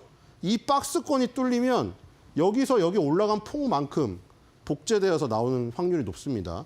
자, 얘도 지금 박스권 상단까지 지금 진입했어요, 벌써. 자, 대만도 볼까요? 다른 나라는 다 지금 얘 위를 바라보고 있는데 안타깝죠. 자, 대만도 지금 치솟아서 결국 23,000 여기 싼 고점인데 이 자리를 지금 다시 갑니다. 자, 니케이 대만 마찬가지죠, 다. 박스권 상단을 다시 가고 있습니다. 뒤로 가겠습니다. 자, 우리나라 정말 안타깝죠. 자, 우리나라는 지금 거의 뭐 브라질이나 인도 같은 신흥국이랑 비교해야 됩니다.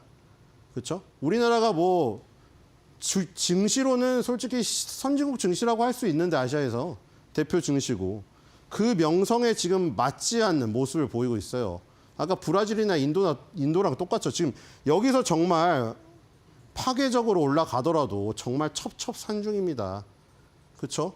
보기만 해도 답답하죠. 이동평균선은 다 흘러내려오고 있고 그 중간중간에 쌓인 이런 매물대들 이거를 뚫으려면은 엄청난 에너지가 필요한데 지금 에너지가 들어올 수 있는 어떤 계기도 없어요.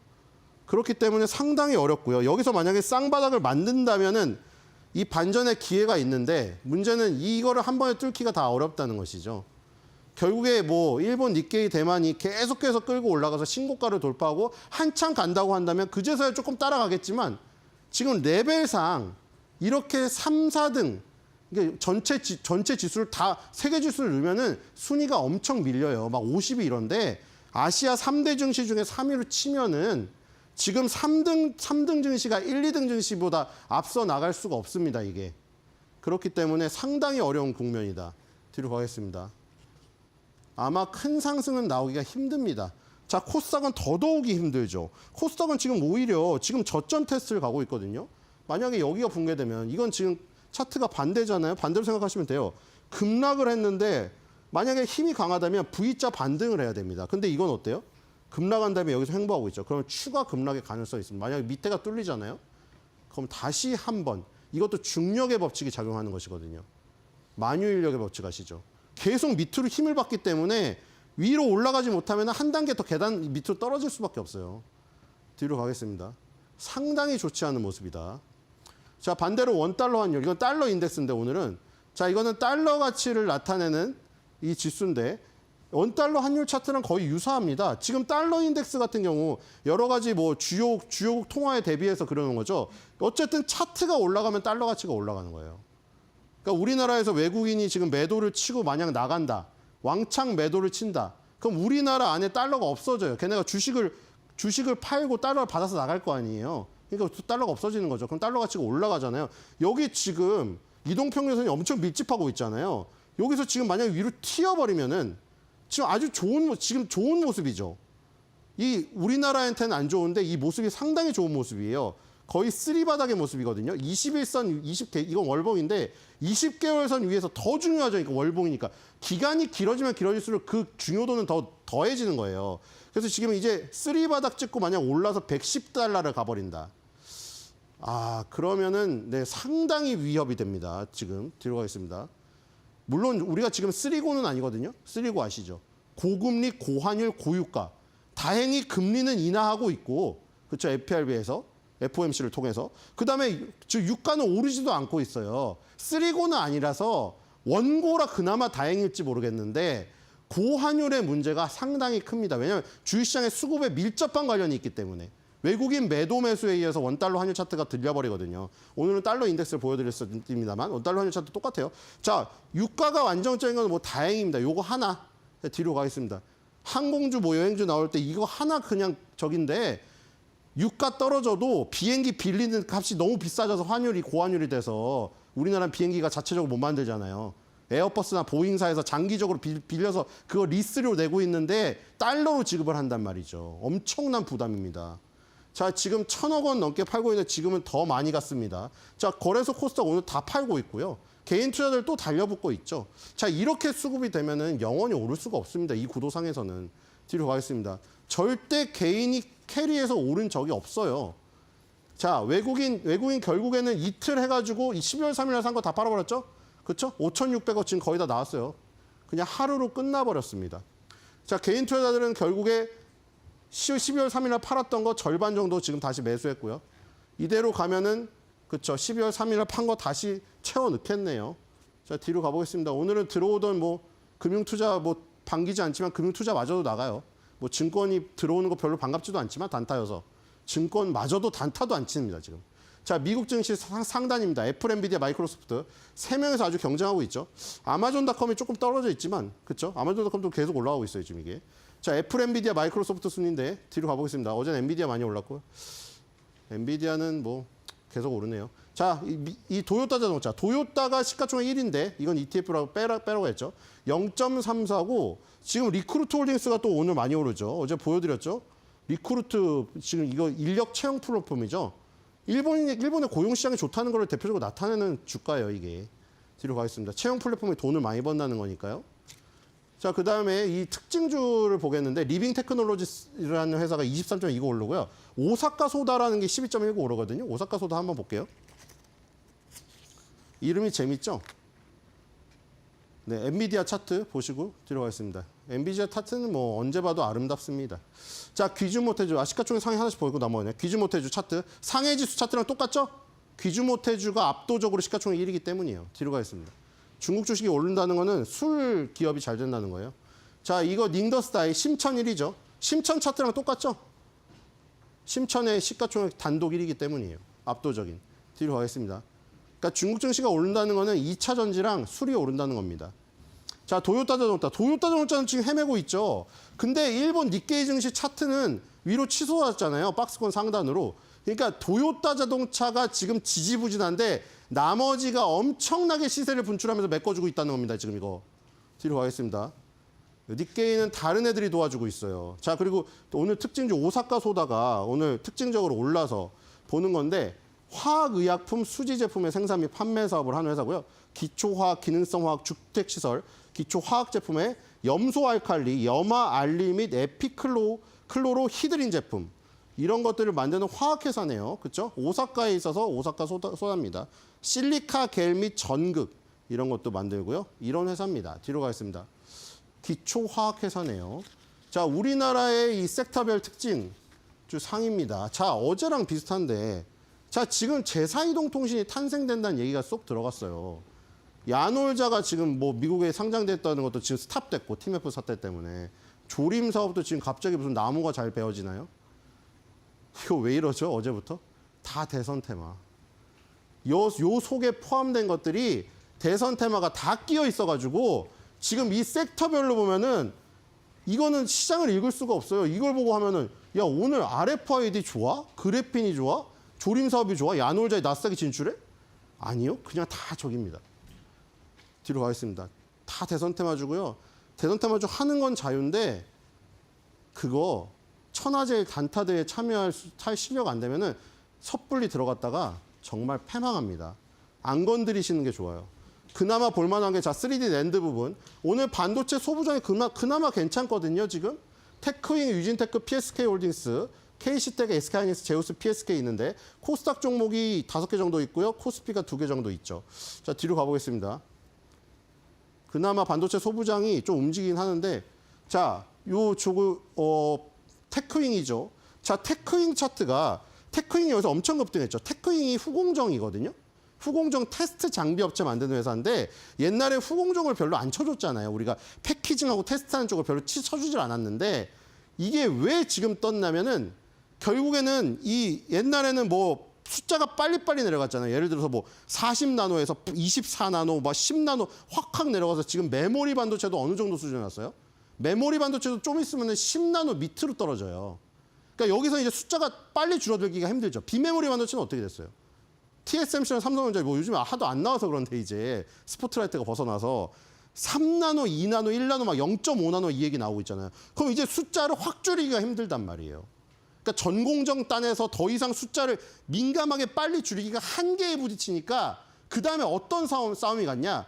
옛날에 패키징하고 테스트. 그러니까 우리 선물 세트 생각해보세요. 크리스마스 선물 세트를 주는데 선물 세트 그 안에 들어가는 스노우볼이 정교하냐 마느냐가 원래 중요하잖아요.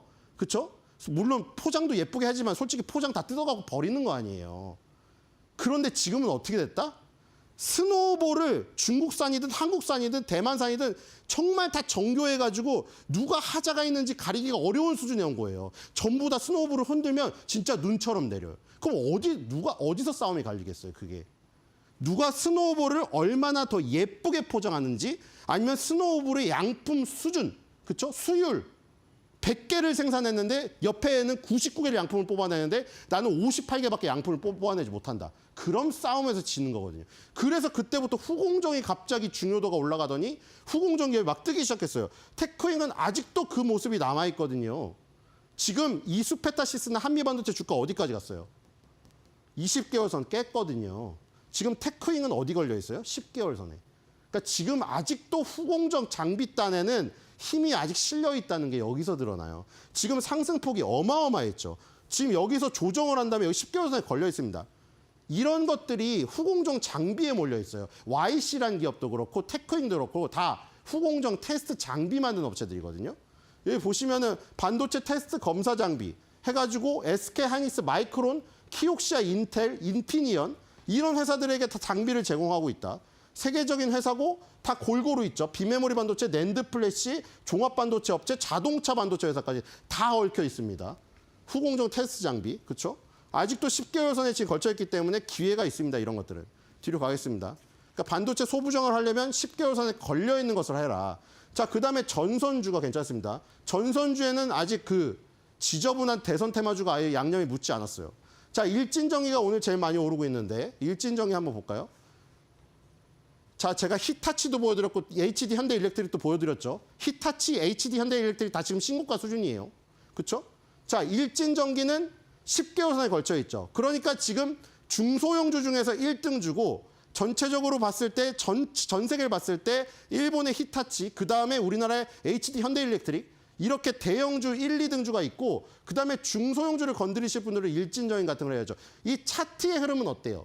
아까 저기 반도체 테스트 장비든 이 지금 요 전선이든 업종은 섹터는 틀린데 차트 모습은 똑같죠.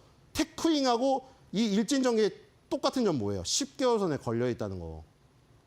여러분들이 이 밑에 거를 여기서 만약 여기도 한 번 있었죠. 10개월 선 한 번 공략하고 여기서 또 공략을 못했다. 그럼 10개월 선 한 번 더 공략할 기회가 있는 겁니다. 지금. 이거는 뭐를 보고 하는 거죠? 히타치랑 HD 현대일렉트릭 계속 하니까 얘도 기회가 있는 거죠. 얘도 중전기기를 다 합니다. 중전기기에 들어있는 게 변압기, 차단기 뭐 이런 것들이 다 있는 거예요. 그 배경은 다 똑같아요. HD 현대일렉트릭 이 히타치에 있는 거 똑같습니다. 데이터 센터의 확충, 미국의 노후 인프라, 인공지능 시대의 발전. 근데 그거를 백업해줄 전력 인프라가 부족한데 미국 동부 발전에서 일진 전기 걸 쓴다는 것이죠. 자, 그래서 전선주 그리고 반도체 소부장에서 후공정 장비단 요런 거는 그나마 볼만하다. 이렇게 보시면 될 것 같고요. 근데 전반적으로 지금 어려운 상황은 탑다운을 내려오면서 다 보셨죠. 그렇기 때문에 한 줄 매드평, 전선주, 찌리리 파워로 다른 애들도 좀 깨워봐.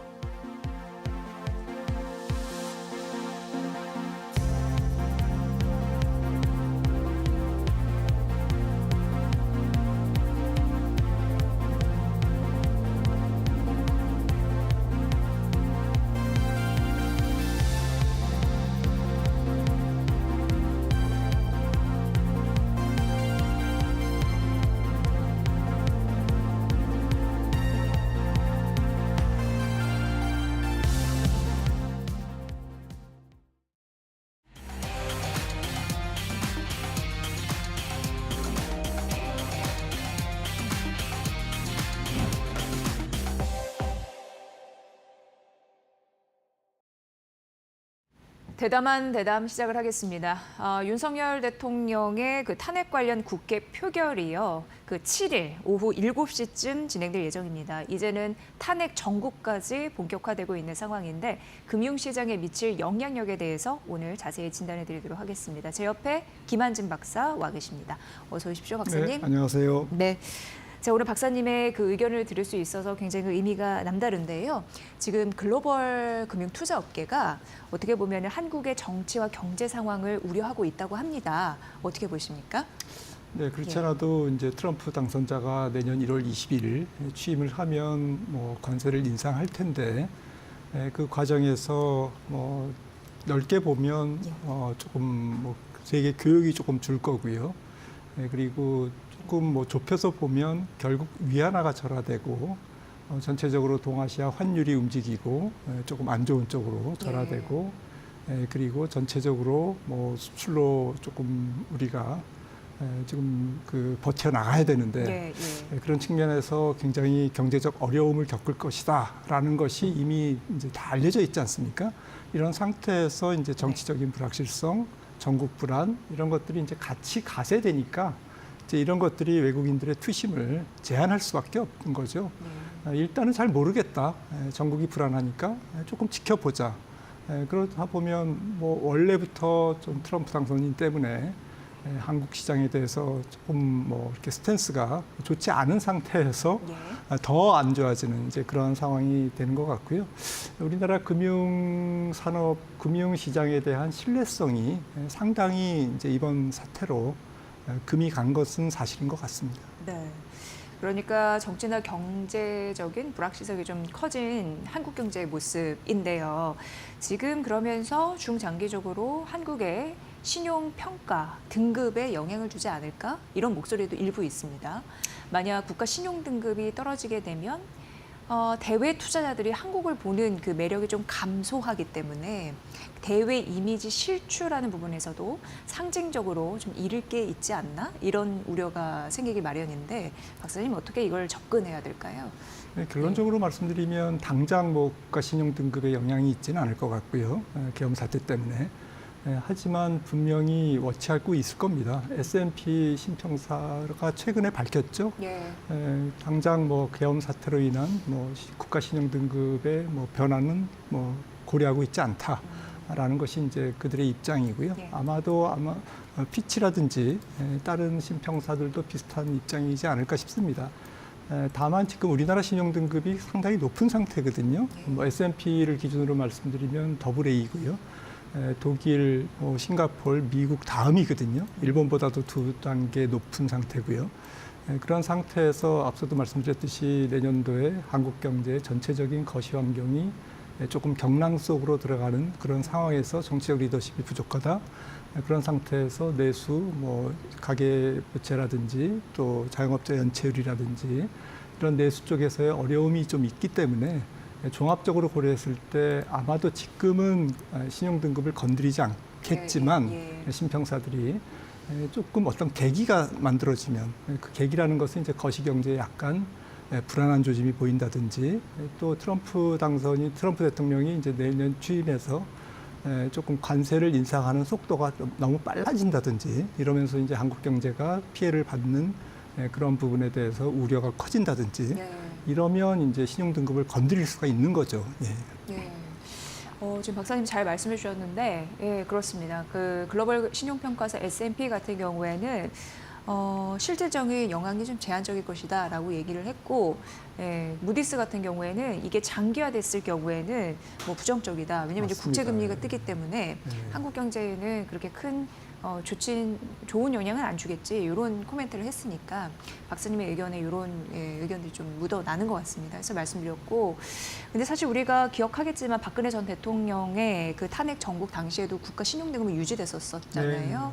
이런 흐름도 좀 비추어서 보시면 될 것 같고, 근데 우리가 다만 시장을 대하는 참가자, 투자자로서 궁금하고 어려운 부분은 환율과 외국인 투자자 동향이 아닐까 싶습니다. 그렇습니다. 예, 지금도 환율이 1,414원 선이고 밴드 상단 1,450원까지 이렇게 좀 열려 있다라는 의견도 있고요.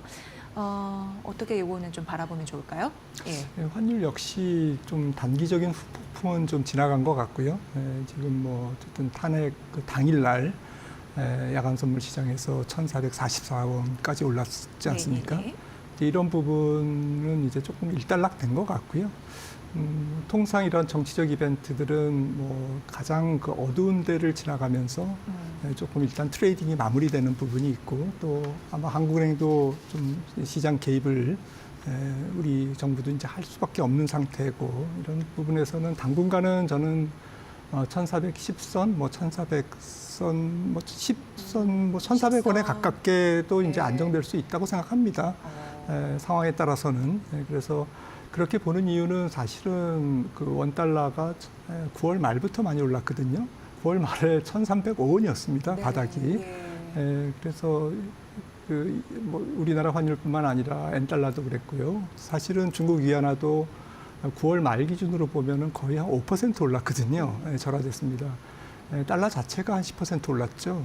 그래서 이런 부분에서 트럼프 트레이딩이 트럼프 당선되기 전부터 D-1개월 전부터 이미 시작됐고 또 11월 5일 날 당선이 확정된 다음에도 달러 가치가 더 올라가면서 전 세계 통화가 다 움직였기 때문에 지금은 이제 그런 트럼프 트레이딩 플러스 알파에 대한 숨고르기 과정이다라는 것이고요. 우리나라 고유의 요인, 지금 말씀 나눈 그런 전국 불안이라든지 탄핵문 부분, 이런 부분들은 원달러가 조금 안정되는데 분명히 방해 요인이 될 거고요. 안정되면 다시 또 올라가는 이제 그러한 조금 안 좋은 현상을 보이겠지만 그럼에도 불구하고 추세적으로 본격적으로 다시 재상승하는 2차 랠리라고 그럴까요? 원달러가 정말 1,450원을 향해서 달려가는 이제 그러한 것은 내년 아마 1월 이후가 될 것 같습니다. 왜냐하면 이제 트럼프의 관세 정책이 윤곽이 나오고 결국엔 위안화가 움직이면서 원달러의 2차 약세, 2차 상승이 예상되기 때문에 결국에는 그것은 뭐 내년 한 2분기 정도가 아닐까 싶습니다. 네. 이번 사태에 따른 그 달러 원 환율 충격은 제한적일 것이다라는 부분이고 오히려 위안화 환율이 관건이 될 가능성이 높군요. 예, 그런 부분을 참고해 보셔야 될 것 같고요. 재계의 반응도 다들 아시다시피 이거 설상가상이다. 예, 엎친 데 덮친 겨 이렇게 받아들이고 있습니다. 지금 뭐 산업 경쟁력 회의를 해야 하는데 열리지 못하고 있는 그런 상황이고요. 이러면서 생존을 위한 골든타임을 우리가 놓쳐버리면 어쩌지? 이런 걱정을 사실상 좀 하고 있는 것 같습니다. 다만 금융시장이 불안하니까 여기에는 촉각을 곤두세우면서 대응책 마련에 좀 분주한 모습을 보였습니다. 예. 어떻게 될까요? 예. 네, 사실은 전 세계가 트럼프의 정책에 불확실성이 있기 때문에 상당히 뭐 투자를 미룬다든지 또 여러 가지 경영 계획을 수정한다든지 이런 움직임이 있고요. 심지어는 미국 기업들마저 지금 뭐 어제 나온 베이지북을 보니까 상당히 이제 그 불확실성 때문에 상당히 뭐 조금 우왕좌왕하는 미국 기업조차도 그런데 한국 기업이야 지금 오직하겠습니까?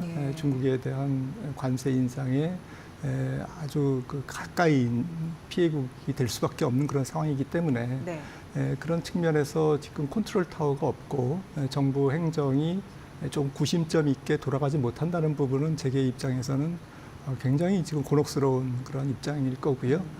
그런 측면에서 빨리 이제 조금 그 안정이 돼야 될 것 같습니다. 네. 뭐 정치적인 불안이야, 뭐 정치적인 불안이라고 치더라도 정부가 이제 어느 정도 조금 마음을 추스리고 행정적인 측면에서는 재계의 의견도 수렴하고 또 컨트롤 타워 역할도 해주고 가려운 것은 또 조금 돌봐주고 이러면서 민간 합동의 지금 뭐 위기 돌파라고 그럴까요? 이런 부분들이 지금 필요한 때인 것 같습니다. 네.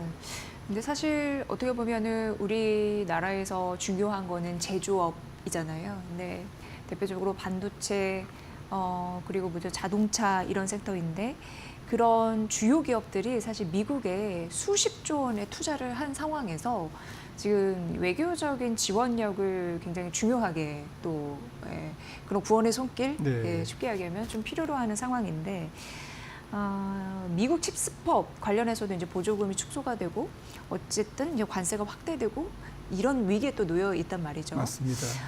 어떻게 보면은 또 정보 공유나 대응을 좀 필요로 하는 상황인데 시장 참여자 입장에서는 어떤 점을 바라보면서 앞으로 추이를 봐야 될까요? 예. 제일 중요한 게 말씀 주셨지만 IRA하고 이제 칩스법, 예. 일명 반도체 과학법에 이제 우리나라가 1차 타겟으로 이제 응당 받아야 되는 보조금을 못 받는다든지 세액공제를 못 받는다든지 이런 그 일이 지금 코앞에 닥쳐 있고요. 네. 그런 측면에서 지금 뭐 우리나라는 이제 통상교섭본부를 굉장히 이제 강화시켜야 될 것 같습니다. 왜냐하면 이제 트럼프 정책이 관세 정책이 지금 정해진 게 아무것도 없지 않습니까? 그래서 이 통상교섭본부 뭐 가칭 통상의 컨트롤 타워가 이런 부분들을 이제 종합적으로 컨틴전시 플랜을 만들고 그다음에 상황에 따라서 유연하게 적극적으로 대응하는 이제 그런 것이 굉장히 중요할 것 같은데요. 네. 지금 트럼프 정부는 아무튼 제일 중요하게 생각하는 게 이제 미국 입장에서 네. 미국을 위대하게 만들기 위해서는 이제 중국 때리기에 집중할 가능성이 있기 때문에 우리나라도 이제 재계 입장에서는 사실 뭐 잃을 건 잃지만 얻을 건 또 얻어야 되지 않겠습니까? 그런 측면에서 미국의 공급망의 빈자리, 조금 신뢰할 만한 미국의 이제 공급망의 이제 충족 이런 부분에서 뭐 다양한 산업에서 우리나라가 조금 기회 요인이 있을 거기 때문에 그런 측면에서도 정부가 조금 앞장서서 그런 외교 통상 역할을 좀 해줘야 될 때가 아닌가 싶습니다. 네. 사실 우리가 이런 전국 혼란 있기 전에 미국의 여러 가지 그 대선 변수 그리고 이제 결과 나온 이후에 정책적 대응안이 굉장히 분주했습니다. 그런 흐름으로 미국 굉장히 신경 쓰다가 이제는 단기적인 변동성 확대는 국내 정치가 돼버렸습니다. 그래서 드리는 말씀이 이 정치적으로 불확실할 때 굉장히 이 전국이 혼란스러울 때 통상 시장에 미치는 영향? 이거는 어땠었는지. 예. 네, 결론적으로 말씀드리면 예. 글로벌 상황, 그 당시의 경제 상황에 따라서 달라졌고요. 예. 단기적인 뭐 하루 이틀이라든지 뭐 2, 3일, 뭐 일주일 길어야 이런 쪽은 뭐 단기 정치 이벤트가 영향을 안 준 건 아닙니다만은 예. 궁극적으로는 이제 그 전체적인 매크로 그림에 따라 이제 달라졌다라고 이제 우리가 확인할 수가 있고요. 2004년 뭐 좀 가볍게 넘어갔습니다만 노무현 대통령 탄핵 때도 그때는 이제 전 세계가 어려웠기 때문에 그래서 이제 우리나라 주식시장도 안 좋았고 코스피가 그 탄핵 기간 동안 한 11% 정도 빠진 걸로 기억을 하는데요. 방금 말씀 주셨지만은 박근혜 대통령 탄핵 때는 오히려 올랐습니다. 국회에서 탄핵이 이제 문턱을 넘은 다음에 그러니까 헌재로 넘어가면서 그 3개월 동안은 오히려 외국인도 주식을 샀고요. 그거는 이제 전체적인 매크로 배경이 또 좋았기 때문에 그런 현상이 나타난 거죠. 그래서 조금 정치적인 불확실성은 단기적으로 끝난 것 같고요. 이제부터는 이제 공은 얼만큼 정계가 조금 합심해서 이 불확실성을 제거하는 데 노력하느냐라는 부분들에 대한 어필, 전 세계에 대한 우리나라 대한민국의 정치적인 어떤 그 민주주의의 저력 이런 것들을 보여주느냐 마느냐에 따라서 외국인들의 태도도 바뀔 것 같습니다. 네, 그래요. 과거 탄핵 전국에서 그 국내 주식시장은 엇갈린 흐름을 보였다라고 말씀해 주셨습니다. 노무현 전 대통령 탄핵 전국에서는 코스피 지수가 11% 넘게 하락한 반면 박근혜 전 대통령 때는 탄핵안이 국회 문턱을 넘자 오히려 상승하는 흐름들이 나타났고요. 어쨌든 그런 상황에서도 경제 상황에 따라서 주가가 달라졌다라는 부분에 있어서 그럼 경제 상황이 어떻냐? 현재 우리가 수출과 내수가 참 부진한 상황이고요. 지금 기사에서는 뭐 인정을 쉽사리 하기는 좀 안타까운 부분이 있지만 몇 중고에 시달린다 이런 기사들은 맞습니다. 계속 나타나고 있고요. 한 가지 우리가 주식 투자자 입장에서는 신경 써봐야 할 게 상장사의 그 실적 추정치도 급속도로 떨어지고 있다는 게 약간 꺼림칙하거든요. 예. 박사님은 어떤 시각으로 이걸 보고 계신가요? 네, 전체적으로 수출이 안 좋기 때문에 지금 사실은 근데 올해까지는 수출이 좋습니다. 그런데 이제 말씀 주셨듯이 내년도에 대한 전망이 안 좋은 네, 거고요. 네. 올해까지는 좋습니다. 수출이 예. 뭐 지금 8% 성장했나요?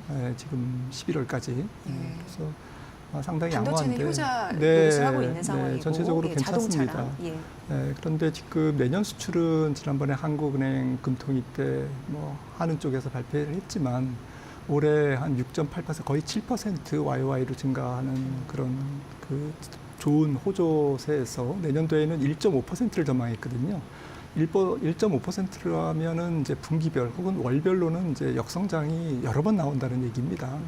거의 이제 제로에 가까운 수출 성장률을 공식적인 권위 있는 한국은행이 발표했다라는 것은 굉장히 눈여겨봐야 될 것 같고요. 그러니까 내년도 수출 환경은 굉장히 어렵다라고 이제 일단 정부도 그런 시각을 갖고 있는 것 같고요.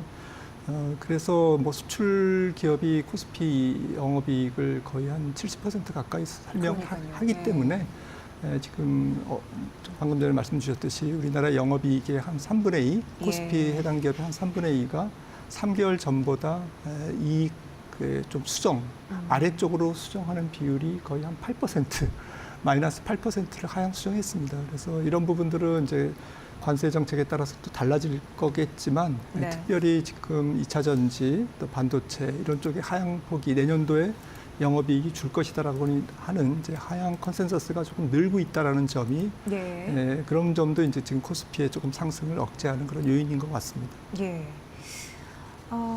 트럼프발 관세 리스크 그리고 고공행진하는 달러원 환율, 뭐 탄핵 정국이라는 정치 리스크가 비빔밥처럼 이렇게 섞여 있는 부분인데 어쨌건 너무 과도한 우려도 하면 안 될 것 같고 그 안에 뭐 내년 수출 전망이 약간 어두운 부분도 우리가 알고는 가야 될 그런 요소가 아닐까라는 생각을 해보게 되고요.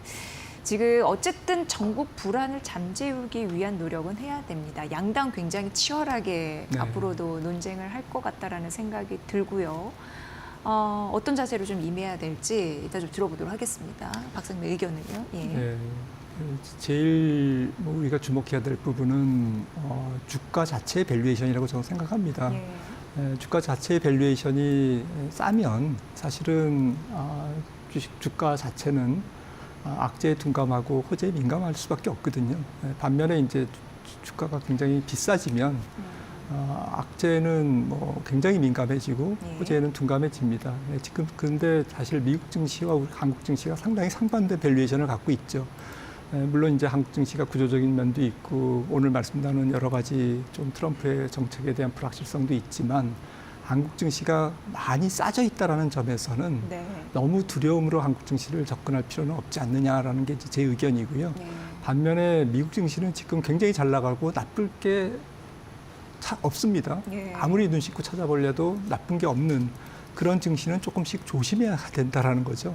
그래서 만약에 미국 증시가 이제 뭐 예를 들어서 큰 폭의 하락을 보인다든지 아니면 약세장으로 본격 전환된다라고 하면 언젠가는 뭐 지금 당장은 아닐 겁니다.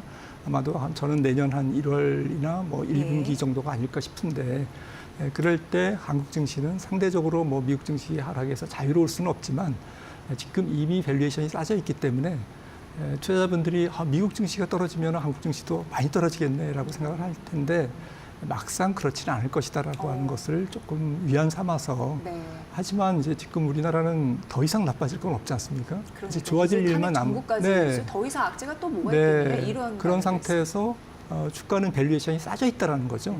그래서 앞으로 이제 안개 속이지만 정치도 경제도 모든 부분이 또 한국 경제 아픕니다 지금. 굉장히 어려운 건 사실이지만 그럼에도 불구하고 조금 주식시장이 조금 내성이 있다, 맷집이 있다라는 네. 부분은 좀 우리가 인정하고 들어가야 되지 않을까 싶습니다. 네.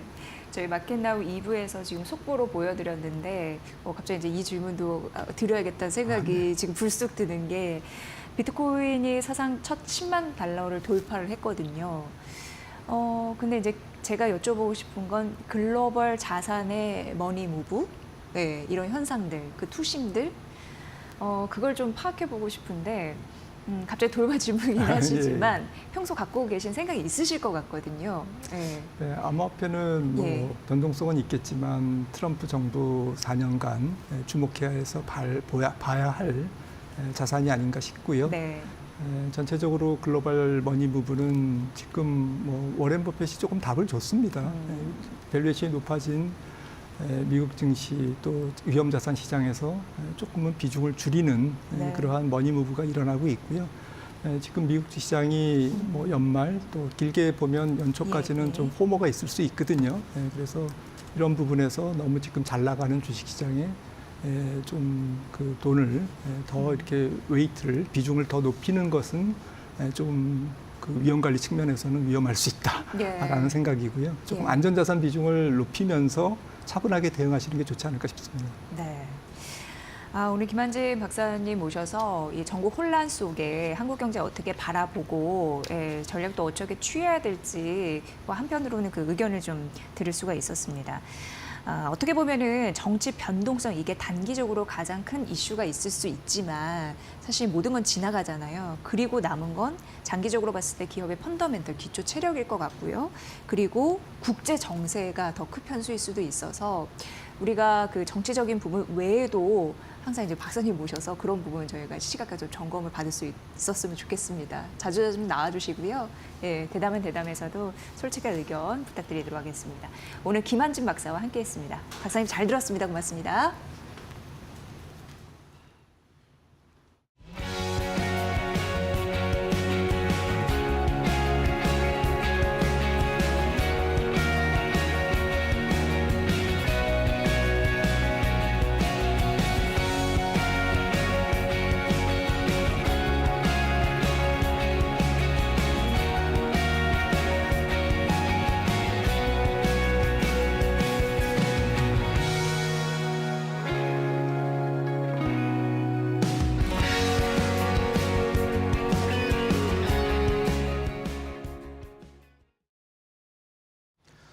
자, 시장에서 비트코인은 10만 달러를 조금 전에 돌파했고 뉴욕 시장 3대 지수는 매일매일 신고가 행진을 펼치고 있는데 우리 시장은 너무나 어렵습니다.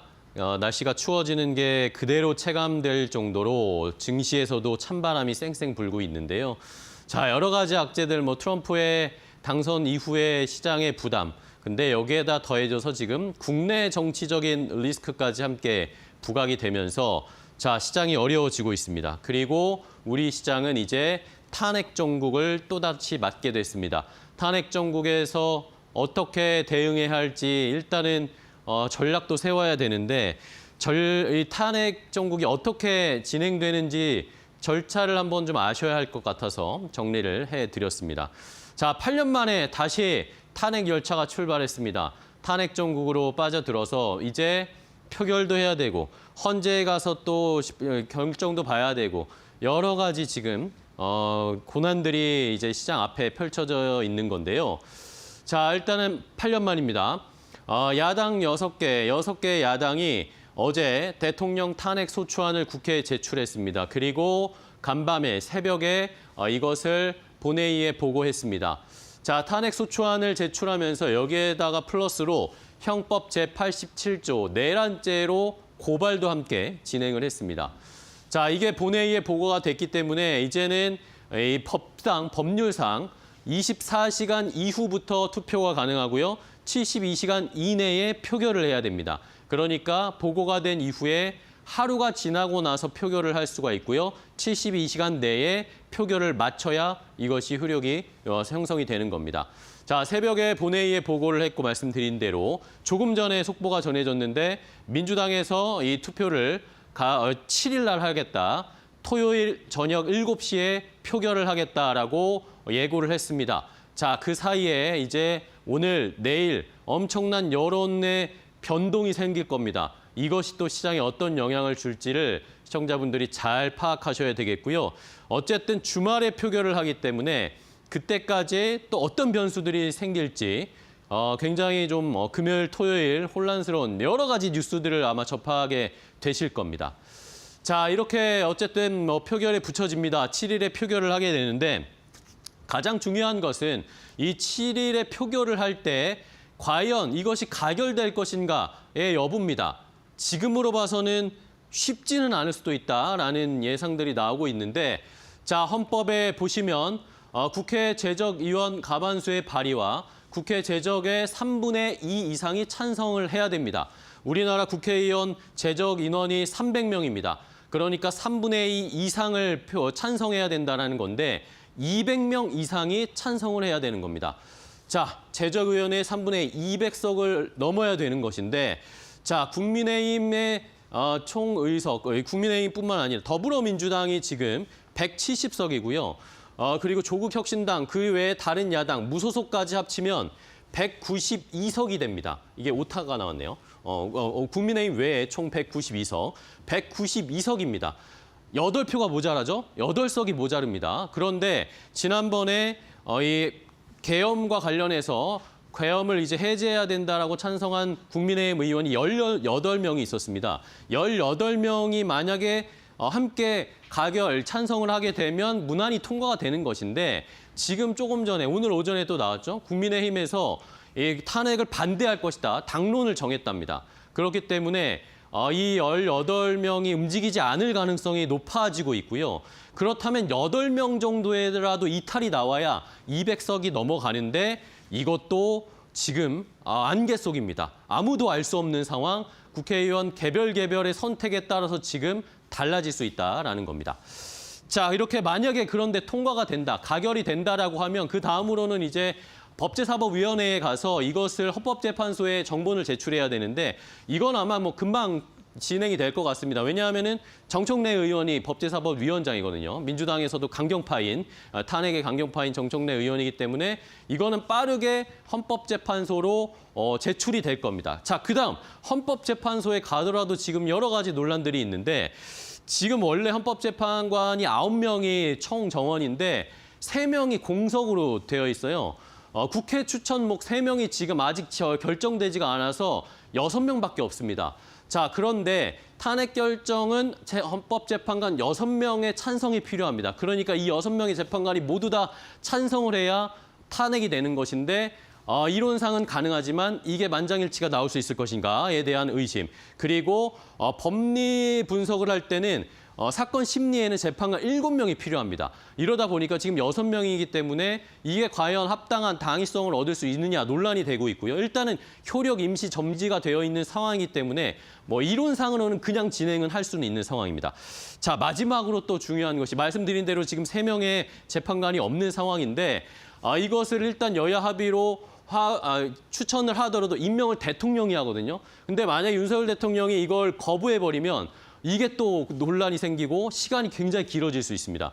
그런데 만약에 국회에서 3분의 2 이상으로 가결이 될 경우에는 윤석열 대통령의 직무가 정지가 됩니다. 그러면서 자연스럽게 직무대행, 총리가 직무대행을 하는데 권한대행이 이 헌법재판관 3명을 임명을 하고 나서 이 또 헌법재판소에 판단을 해야 되기 때문에 시간이 좀 걸릴 수도 있겠다라는 그런 일단은 상황입니다. 과연 이 주말까지 어떤 일들이 펼쳐지게 될지 이러면서 시장이 어떤 움직임을 나타낼지 한번 잘 판단해 보셔야 된다는 거 명심해 보시기 바랍니다. 자, 앵커 브리핑하겠습니다. 정치 불확실성이 지속이 되면서 네. 지수 방향성은 부재합니다. 네. 일부 자금들이 그 테마주로 몰리는 흐름들이 나타나고 있습니다. 이게 오늘 시장의 특징이 아닐까 싶습니다. 네. 자, 시장이 뭐 혼란스러운 상황인데요. 오늘 오전 저희가 마켓나우로 안내를 해드렸습니다. 내일 더 좋은 정보 가지고 인사드리도록 하겠습니다. 끝까지 시청해주신 여러분 고맙습니다. 고맙습니다.